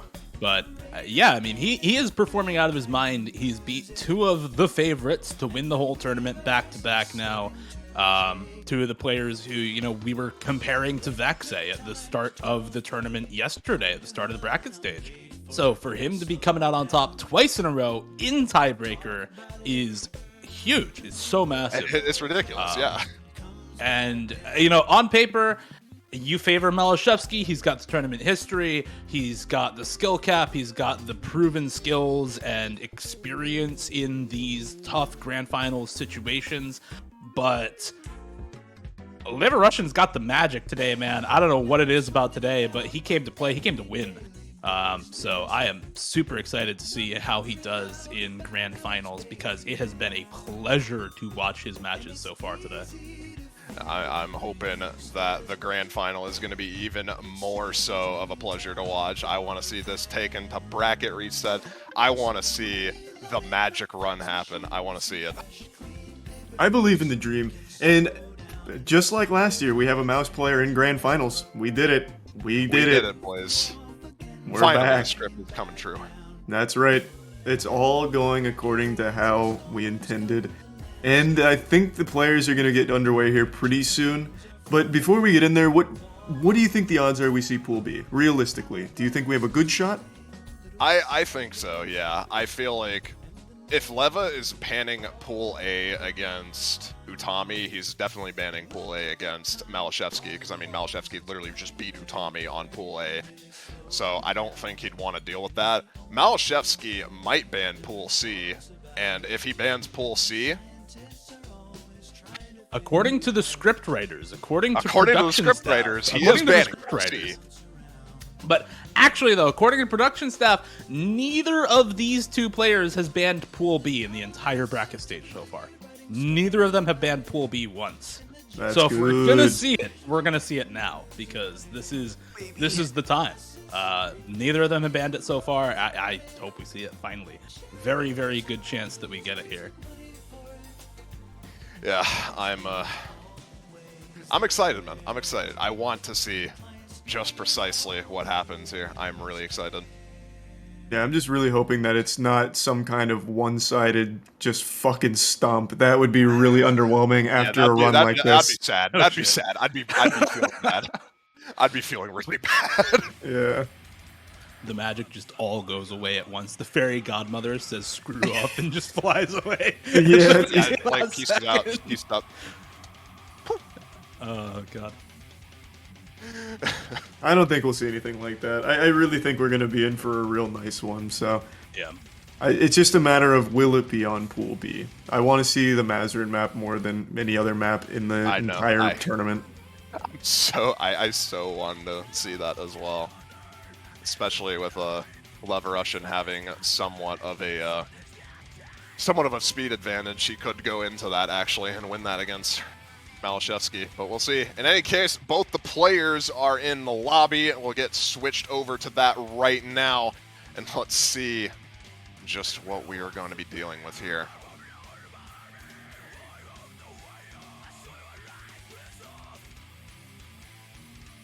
All right, we're getting the pool bans from both of these players. For those who are unaware, once again, Malashevsky coming from the winners bracket This is the grand finals for both of these players. We do actually have losers final displayed at the top there, but this is the grand finals. This is the very last matchup of the tournament. If Leverushin wants to win the whole thing, he has to win once here. He has to win 5 points here and then win again in bracket reset in order to win the whole thing. And it is Pool B! Let's go. The script. Thank God. We got to see all the pools script now. Is going in. We Fucking are ready. huge. Will we see all the maps in Pool B? No, probably not. I mean, if it goes to bracket reset and it plays Pool B again, then yeah, but I think we'll at least still see like the really hype ones that we've been going kind of Yeah. wild for. I really think we see the Mazarin map. You mentioned Leverushin maybe having an advantage in speed here, so it seems like it could be an actual pick. yeah. Thought that at the definitely. beginning of the day. I'm not sure how much of that is true now, given what we saw between Utami and Leverushin, and between Leverushin and White Cat earlier today.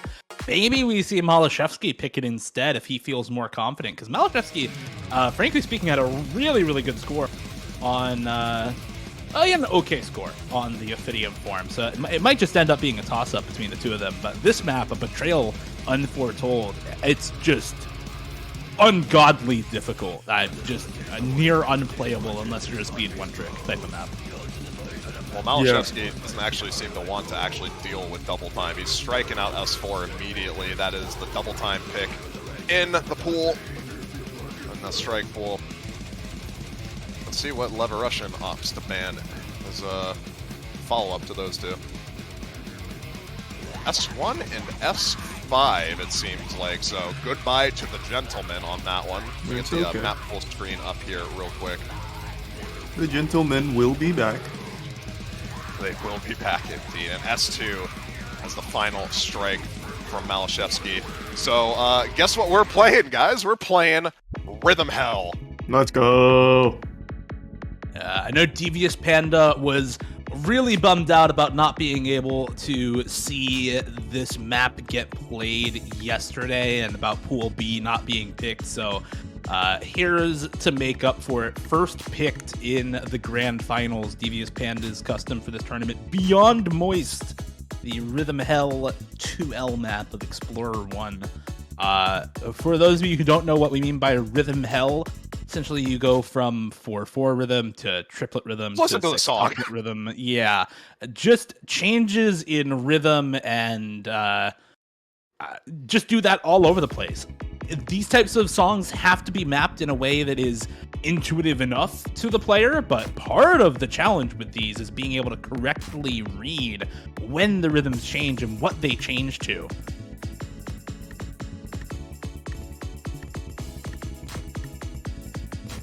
Well, as you can see right now, we're getting into it, and yeah, this is pretty much what you're going to be seeing throughout the entire map. You got just complete random, it seems seemingly random rhythm changes throughout the entire map, which make it almost nearly impossible to act properly. Good thing Ristel is somehow still holding a 95%. Leverushin with the first break. But Malashevsky still holding on to the combo.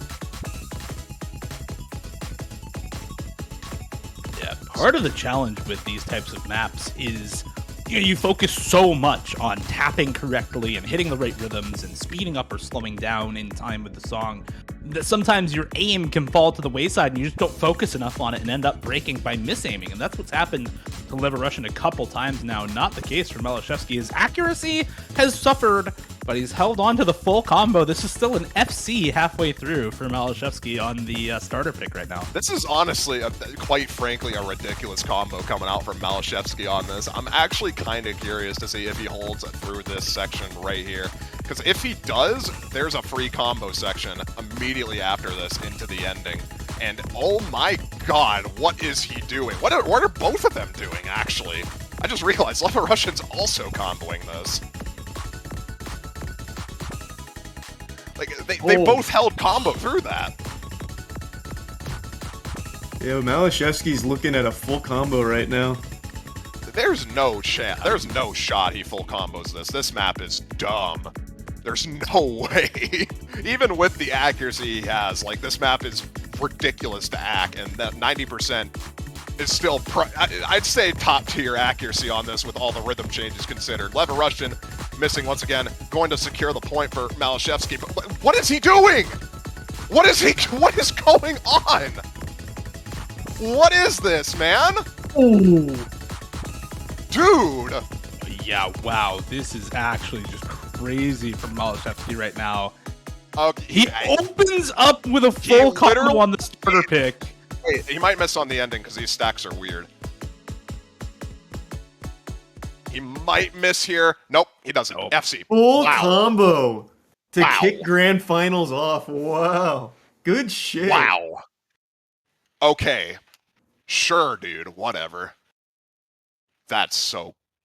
It's such an insane score from Malashevsky to start out with. I mean, what more can you ask for on that kind of map besides the FC? Yeah, he had 89% accuracy, but it really doesn't matter. You get the full combo, you're going to win that regardless because, 9 times out of 10, other players are going to find those misses. So it just doesn't matter all that much.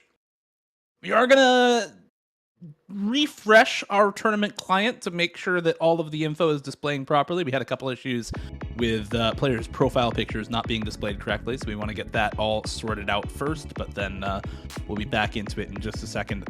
That was a ridiculous start to Grand Finals. Wow.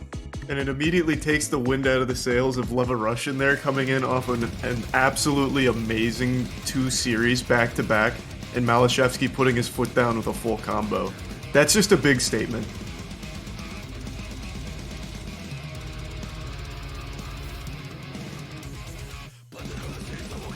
Yeah, that was just absolutely... I don't know how to describe that. That was crazy.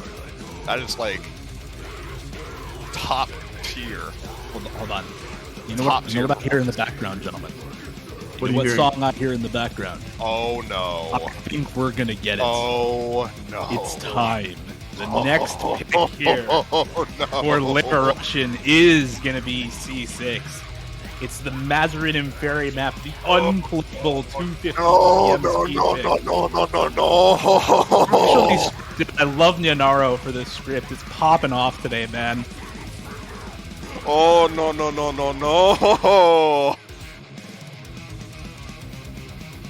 Oh. Once we get into the stream, this is going to be a treat to watch.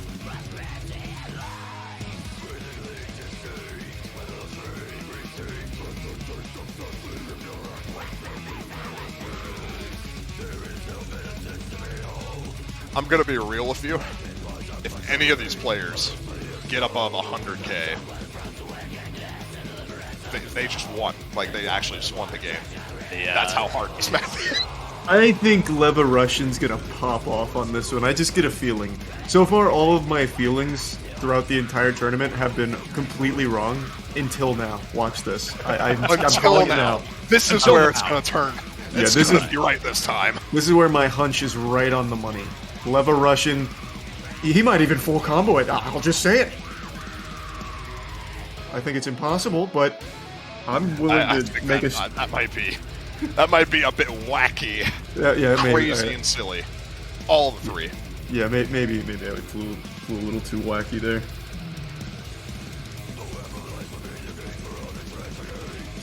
Yeah, right now we're just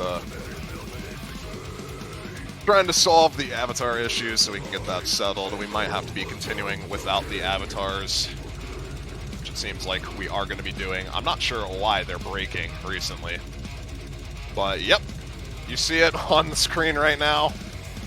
It is C6. It is the Mazarin map. Brace yourself for this Leva Russian pop off because it's coming. It's coming.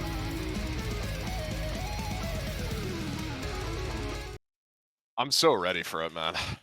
I'm so ready to see this. I'm so ready to see both these players just absolutely die on this. Yeah, this is going to be fun for stream to see. This is a damn near unplayable map.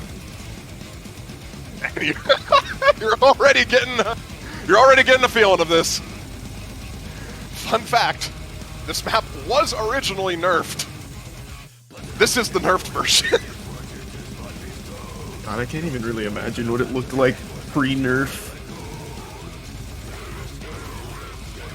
250 BPM, variable spacing, accelerating, decelerating, super tight corner death streams, man. I just... Who makes this kind of stuff besides Mazarin? I mean, there are just very few mappers who are even willing to make something this hard, even out of songs like this, aside from just a few people. And Mazarin has made some other legendary maps by the same artist in Barry. This one is as hard as any of them, that's for sure. This is so ridiculous for a map. For any map, like, both of these players have 75% accuracy. It's just that hard. These are the two grand finalists. These are the two best players throughout the tournament, and they are getting 75% AC on this map. Yeah, the only player that I think would have had a realistic shot of doing well on this is Utami, and Leverushin absolutely... Well, I wouldn't say dumpster. It was 5-4. It was really close, but he won against Utami, and still going to be picking into this regardless. Actually, Malashevsky with the early lead in this map. This is a 5-minute length map, so... And I also been informed that this actually was played by Arnold at some point, and Arnold did get 100k on this, so breaking that 100k mark, which might as well just be an FC at this point, I'm not going to lie. Well, Malashevsky's holding over 10k pretty steadily here, hasn't dropped below it in a while. He's the only one above 70 AC also. He's popping off right now, man. Look at him go. Oh, no! No! No! Keep the accuracy. Just wait. Hold on, he's getting I don't know if it's going to keep it. Oh my god.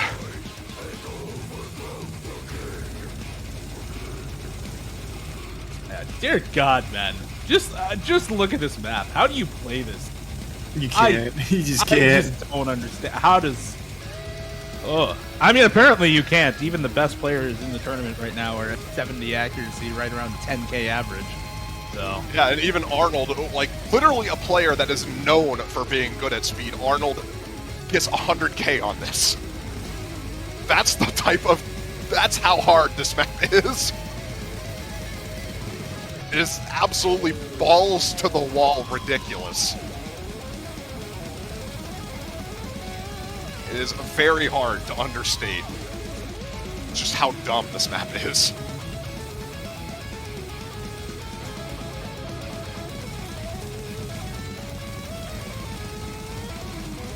Will we see a comeback on this map from Leverushin? Malashevsky is 1.5 times Leverushin's score right now. It's only a 7k score lead. I actually don't think it's even comebackable at this point. I don't even know, man. I think Malashevsky's got it.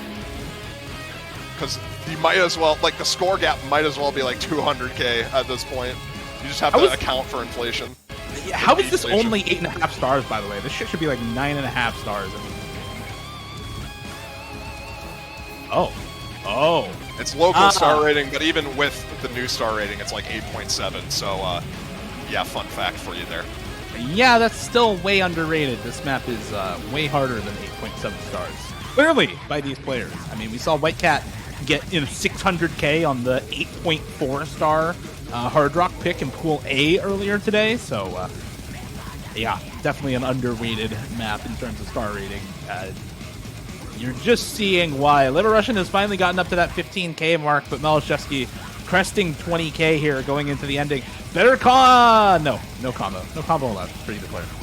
I don't think building combo on this map is really allowed in general. Like, you can just see, look at that shake! Look at that shake from Malashevsky right now, trying to hit these streams. It's just whoever chain misses less, man. Nobody can build combos. It's all about who finds less misses, who loses less score.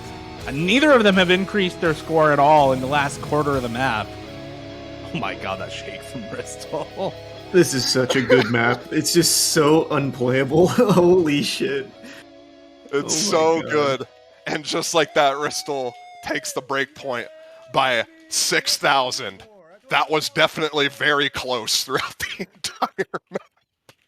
Oh my god. 271 misses for Ristel, 394 misses for Liver Russian on that map. And Yeah. that's why we didn't see Pool B picked at all. Yeah, just for Yeah. that one song, most likely. Hey, the avatars are fixed. There we are. We got him in now.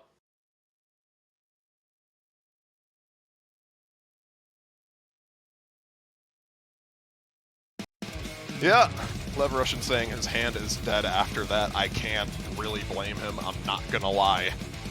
That map is completely brutal, but if it's any consolation, Malashevsky's also probably not having the best of times. Yeah.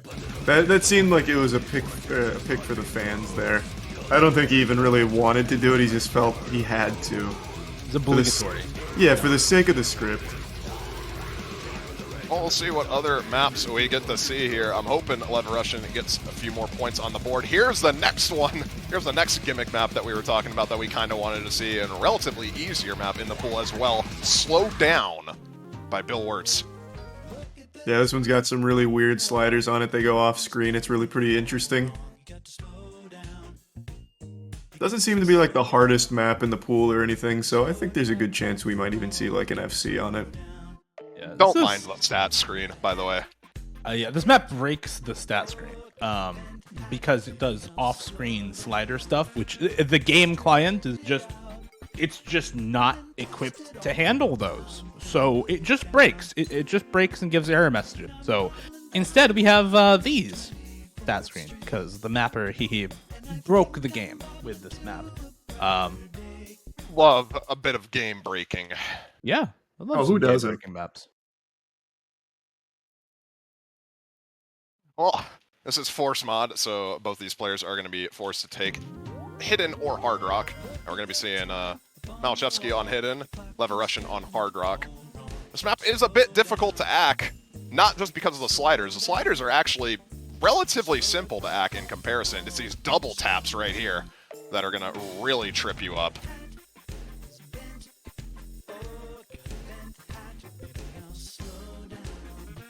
But not conceptually.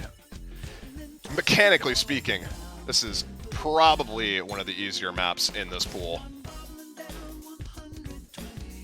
We see both players holding on to the combo for now. Haven't really gotten to the hard part yet. You notice sometimes the way these players are playing the sliders, they're not trying to follow the slider off screen, right? They just go right to where the slider ends. And as long as you hit the slider end, you still get credit for hitting the whole slider. Here's the hard part. Let's see who combos through this. This is where double taps are interspersed with these streams. These are really difficult to act properly. And it seems like both the players actually holding through that section relatively okay. Obviously, Lever Russian with lower accuracy because of Hard Rock, but no misses from either of these players yet on any of these. Just that act difference.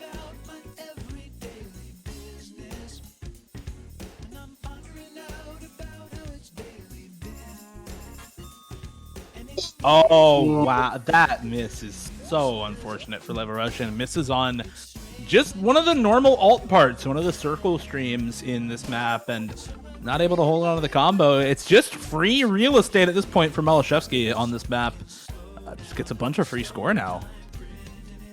Yeah, I think just at this point, it's already over a third of the map remaining. Malashevsky's still holding on to the combo, and there's not really anything to miss on aside from that stream, and he hits it. The rest of this map is relatively straightforward, not too much going on here.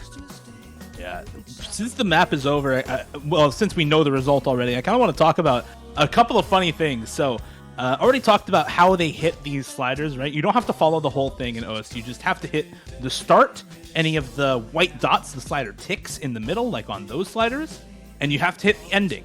And as long as you hit those things, you get credit for hitting the sliders. So the off-screen ones, they just hit the start and the end, and any repeat parts of it that appear.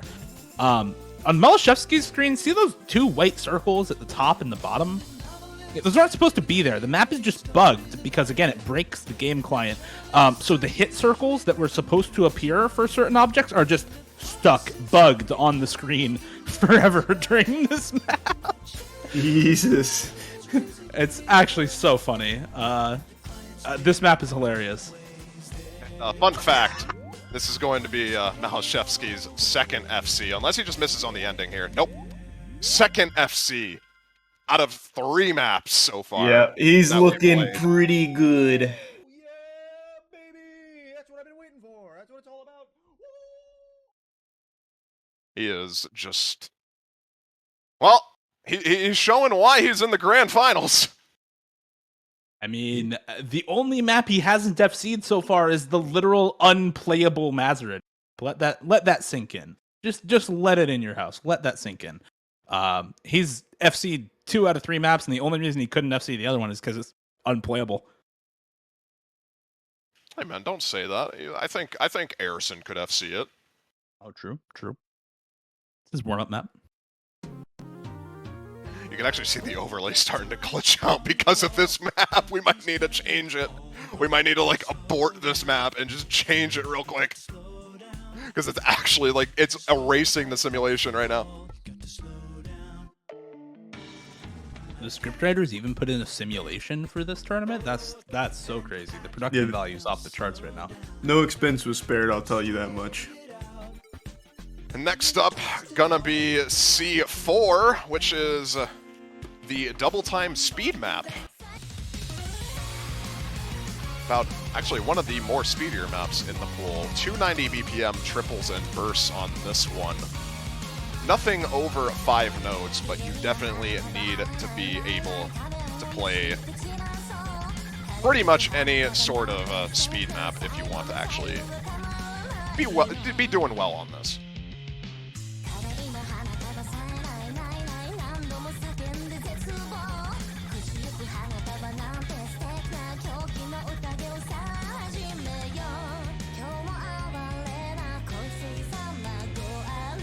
This is where Leverussian really shines, on these DT picks, right? So it's no wonder he picks this against Malashevsky. I think he is definitely feeling confident in his ability to play these types of maps.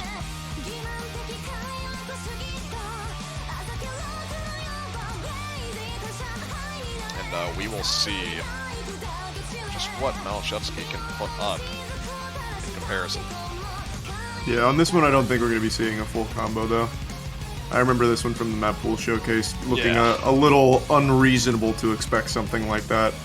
Yeah, 285 BPM bursts on this. It is doable for several players, but in tournament, alongside the aim requirements that this map has, it is kind of unreasonable to expect these players to FC this map.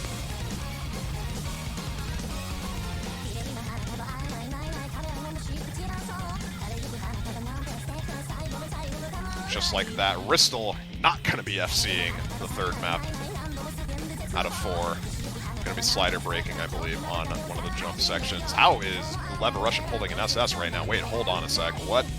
Yeah, Leverussian is dialing in. I don't know if I mentioned this, but despite losing on the other map, he's pretty good on DT. Yeah, I mean, yeah, I'd say he's pretty good at DT.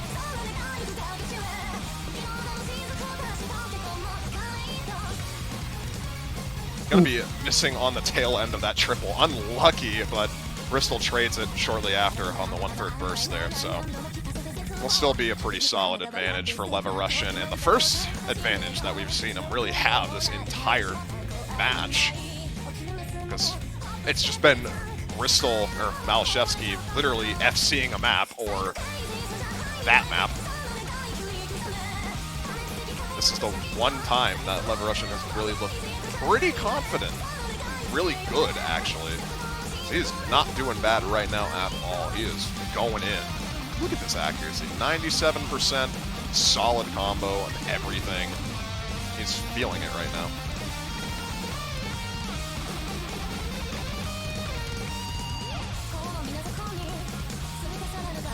I think if he holds for just a bit longer, should be his first point on the board. Then Malashevsky has to follow up with his pick. Yeah, this one's definitely looking like it's going to be Leva Russian here. That is a massive lead. I don't think he has any... Players. What? Both players missing on that triple section. That's unlucky, but that's going to seal it for Leva Russian. Finally, an answer to Malashevsky's madness. The first point on the board.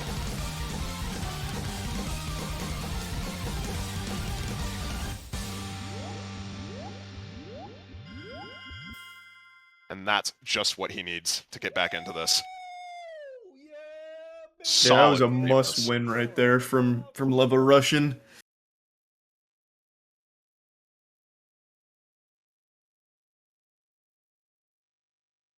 Well, we're going to be getting back into picks. It's going to be going to Malashevsky next, and oh god. Yeah, he knew Gio, exactly where he wanted to go. Yeah. C2, the next map here.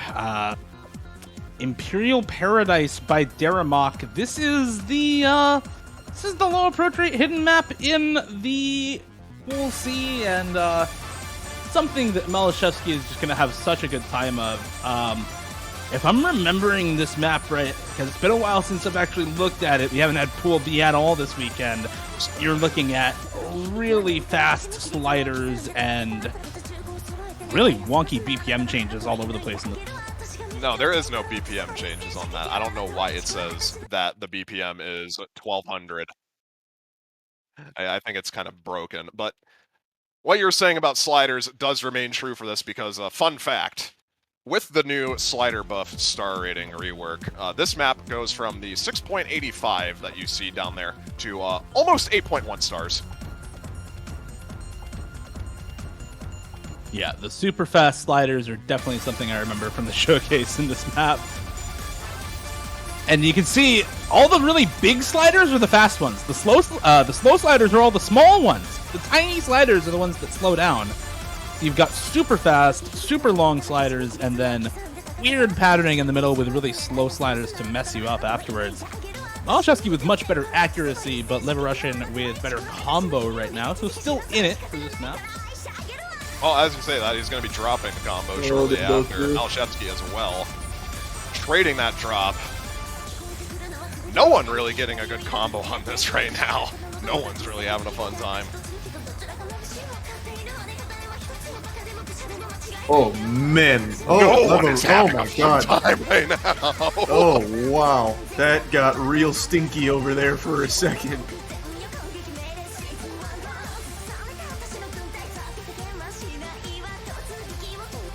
Oh, I mean, this is kind of what we expected on this, since we would been talking about Leva Russian and his hidden ability being not necessarily the best, and we're seeing that in droves right now. I mean, honestly, he's not really doing that bad, all things considered.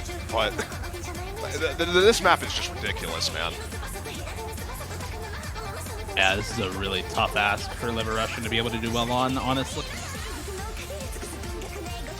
Just not his sort of map, you know. We've seen him pop off on tons of different types of maps in this.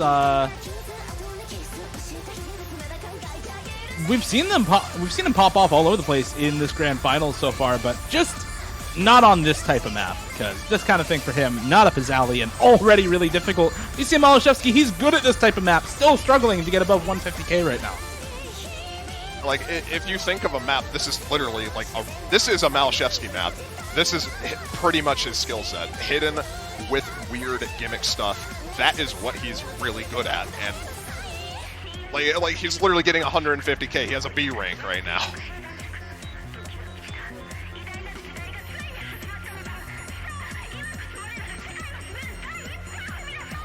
It's just ridiculous, man. Yeah, this is looking like it's going to be a potential tournament point here coming up.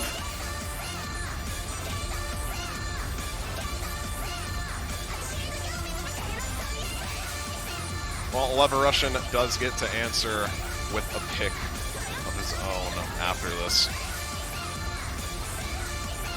Bristol's actually comboing this ending. Wait, what? Okay, he finally misses on that slider, but that was actually kind of nuts at the beginning there. He was kind of popping off at the ending, but yeah, that's that map. Yeah, that's a pretty brutal one. Most of them in Pool B are like really nutty, actually. Like there are just some absolute wacko moments here in the Pool B in Pool B. Yeah, I think the other wacky one is S4. The rest of the maps, aside from S4, are actually relatively tame, or at least in terms of the remaining maps, in my opinion. The S1 is just somewhat generic tech, somewhat on the hard side, but not too difficult. S2 is generic aim. That's very FCable for several people. He's going with the gentleman to save him. This... Bless him, Charlie. Oh God, Speed, watch this. The gentleman we'll pull it out for him. If he can win 3 in a row against Utami earlier today, he can do it again against Malashevsky. It's got to start here. It's got to start here. It's match point for Malashevsky in grand finals, and Leverushin pulling out the gentleman, the song buff, to take him through and start up the comeback. This is a blessing. This is a force mod once again. So we will be seeing either Hidden or Hard Rock on both of these players. They have to take one of those mods. I imagine both these players are just going to be taking Hard Rock. And it seems like that what's being said in the chat is pretty much reinforcing that. Malashevsky could actually go Hidden Hard Rock on this, but we'll see. We'll see what they decide to do. This is a precision map with Hard Rock. It is going to be CS7 with Hard Rock, but it's also a low approach rate map with Hidden. So you're pretty much damned if you do, damned if you don't. Oh, come on, baby. And we get to see this music video too. Finally, the Gentleman Collection is complete. Yep, we got all the gentleman boner jams in tournament. We won't let Leverushin down here. He relied on us.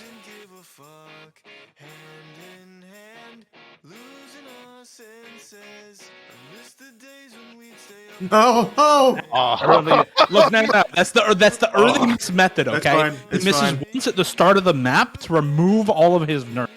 It's cleansing debuffs, all right? That's right. All he's doing at the start of the map. That's a good call. That's a good call. You're right. Yeah. Well, we aren't going to be getting into the hard part quite yet. This is the slow part lasts for about the first fourth of the map, and then we start really kicking in when the drums hit in. Right about here. Leverushin is going to be the first one to drop. Not answered by Malashevsky at all.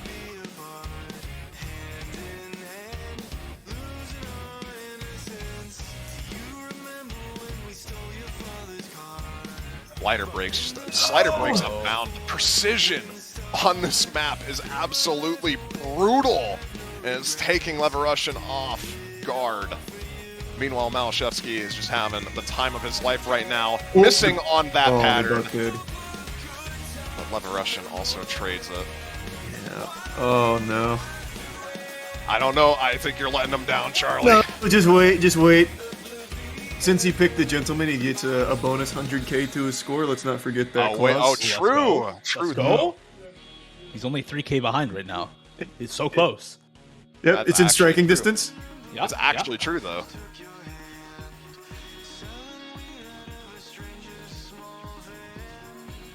Okay, Realistically the song speaking. will come out in full force during the second half here. We got a quarter of the map left. That's right. There's still plenty of time. Theoretically speaking, if Malashevsky does actually miss a lot at the ending here, and Leverushin combos through it, then things can get really spicy. I think Malashevsky really needed it. Oh, okay. Well, Oh no. I think that's just about going to do it, Yeah. I unfortunately. think that's going to do it for us. Yeah. Oh boy. Liberation had one hell of a run through this tournament, though, man. He dropped down to loser's bracket at the very start of the tournament. Quite literally, the longest run through this tournament he could have possibly had, from loser's bracket round 2 all the way here to grand finals. He played so well earlier today and earned himself the top 2 spot, but Malashevsky is just too good. 2 full combos out of the first 3 maps, and then still able to pull off really solid scores on these last 2 and close it out cleanly. Such a good performance from Ristel in this matchup. Yeah, there's absolutely no shame here. Leva Russian with an absolutely beautiful run. One that I don't think many people will forget. Also, one of the closest matches I ever got to watch happen during this. It was one of the more hype moments, so I don't think there's any reason for him to hang his head low or anything, and I don't think he is either. Plus, second place is still good money. You know, it's a 10K tournament. He gets a good chunk of that prize pool. We got to see Pool B as well, so everyone is a winner. We got some Pool B action, even closed it off with the Gentleman, the last one on the docket. That was great. Malashevsky just looking a little too good right now. That's the Polish Vaxei, right? That is the Polish Vaxei. It seems Poland is on the come up again then. Randomly, from time to time, Poland will put up some of the best performances and the best players you've ever seen in the OC scene, and it seems like this year is another good year for them. Malashevsky taking it all here. First place, $4,500 for him. Second place for Liberussian, a very unexpected result, and then third place for Utami, the American Vaxei replacement. Still putting up massive numbers here. LAN, too. Like, I just want to mention that at LAN. He got third place at the LAN. Yeah, like, he is currently in another tournament today, in this whole weekend as well. He's just farming. It's ridiculous. It's ridiculous. Like, he did extremely well considering the circumstances, and I feel like if he was at home, he probably would have done even better. But, like, even then, third place, ridiculous. Absolutely ridiculous performance from Utami on that. Leva Russian, the Cinderella story, almost coming true. Not quite. And Malashevsky will be taking home the grand prize, $4,500 USD.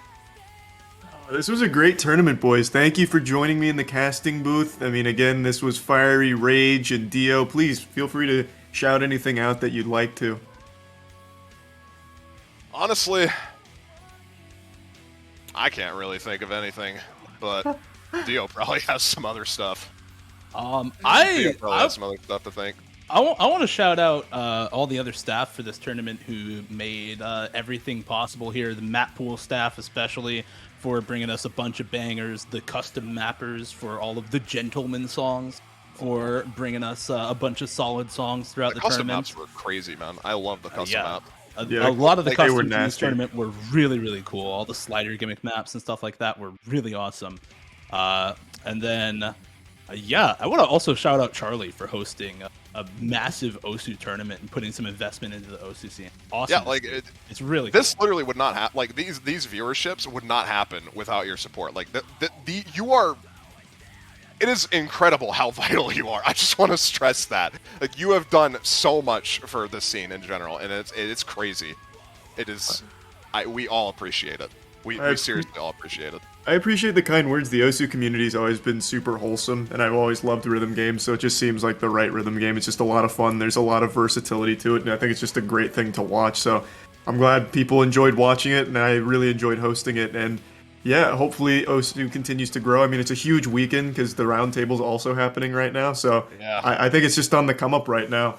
And you guys also won the battle against everyone on our place not too long ago. So it's nothing but OSU these days, baby.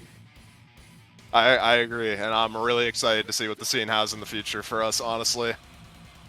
Well, but again, a big shout out to the whole production team. Nayanaro really taking it by the horns here and putting together a crazy team that did a great job. All the custom mappers and everything, as well as the team behind the Charlie's Perfect Math Class music video and song. they did an amazing job. Really, everyone just came in huge, and I think it turned out great.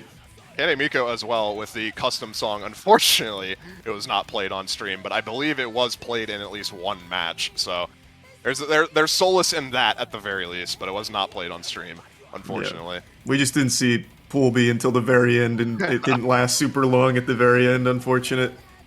Yeah, we didn't. People did not want to play Pool B. Yeah, there was a lot of scary stuff in there. Well, all right then.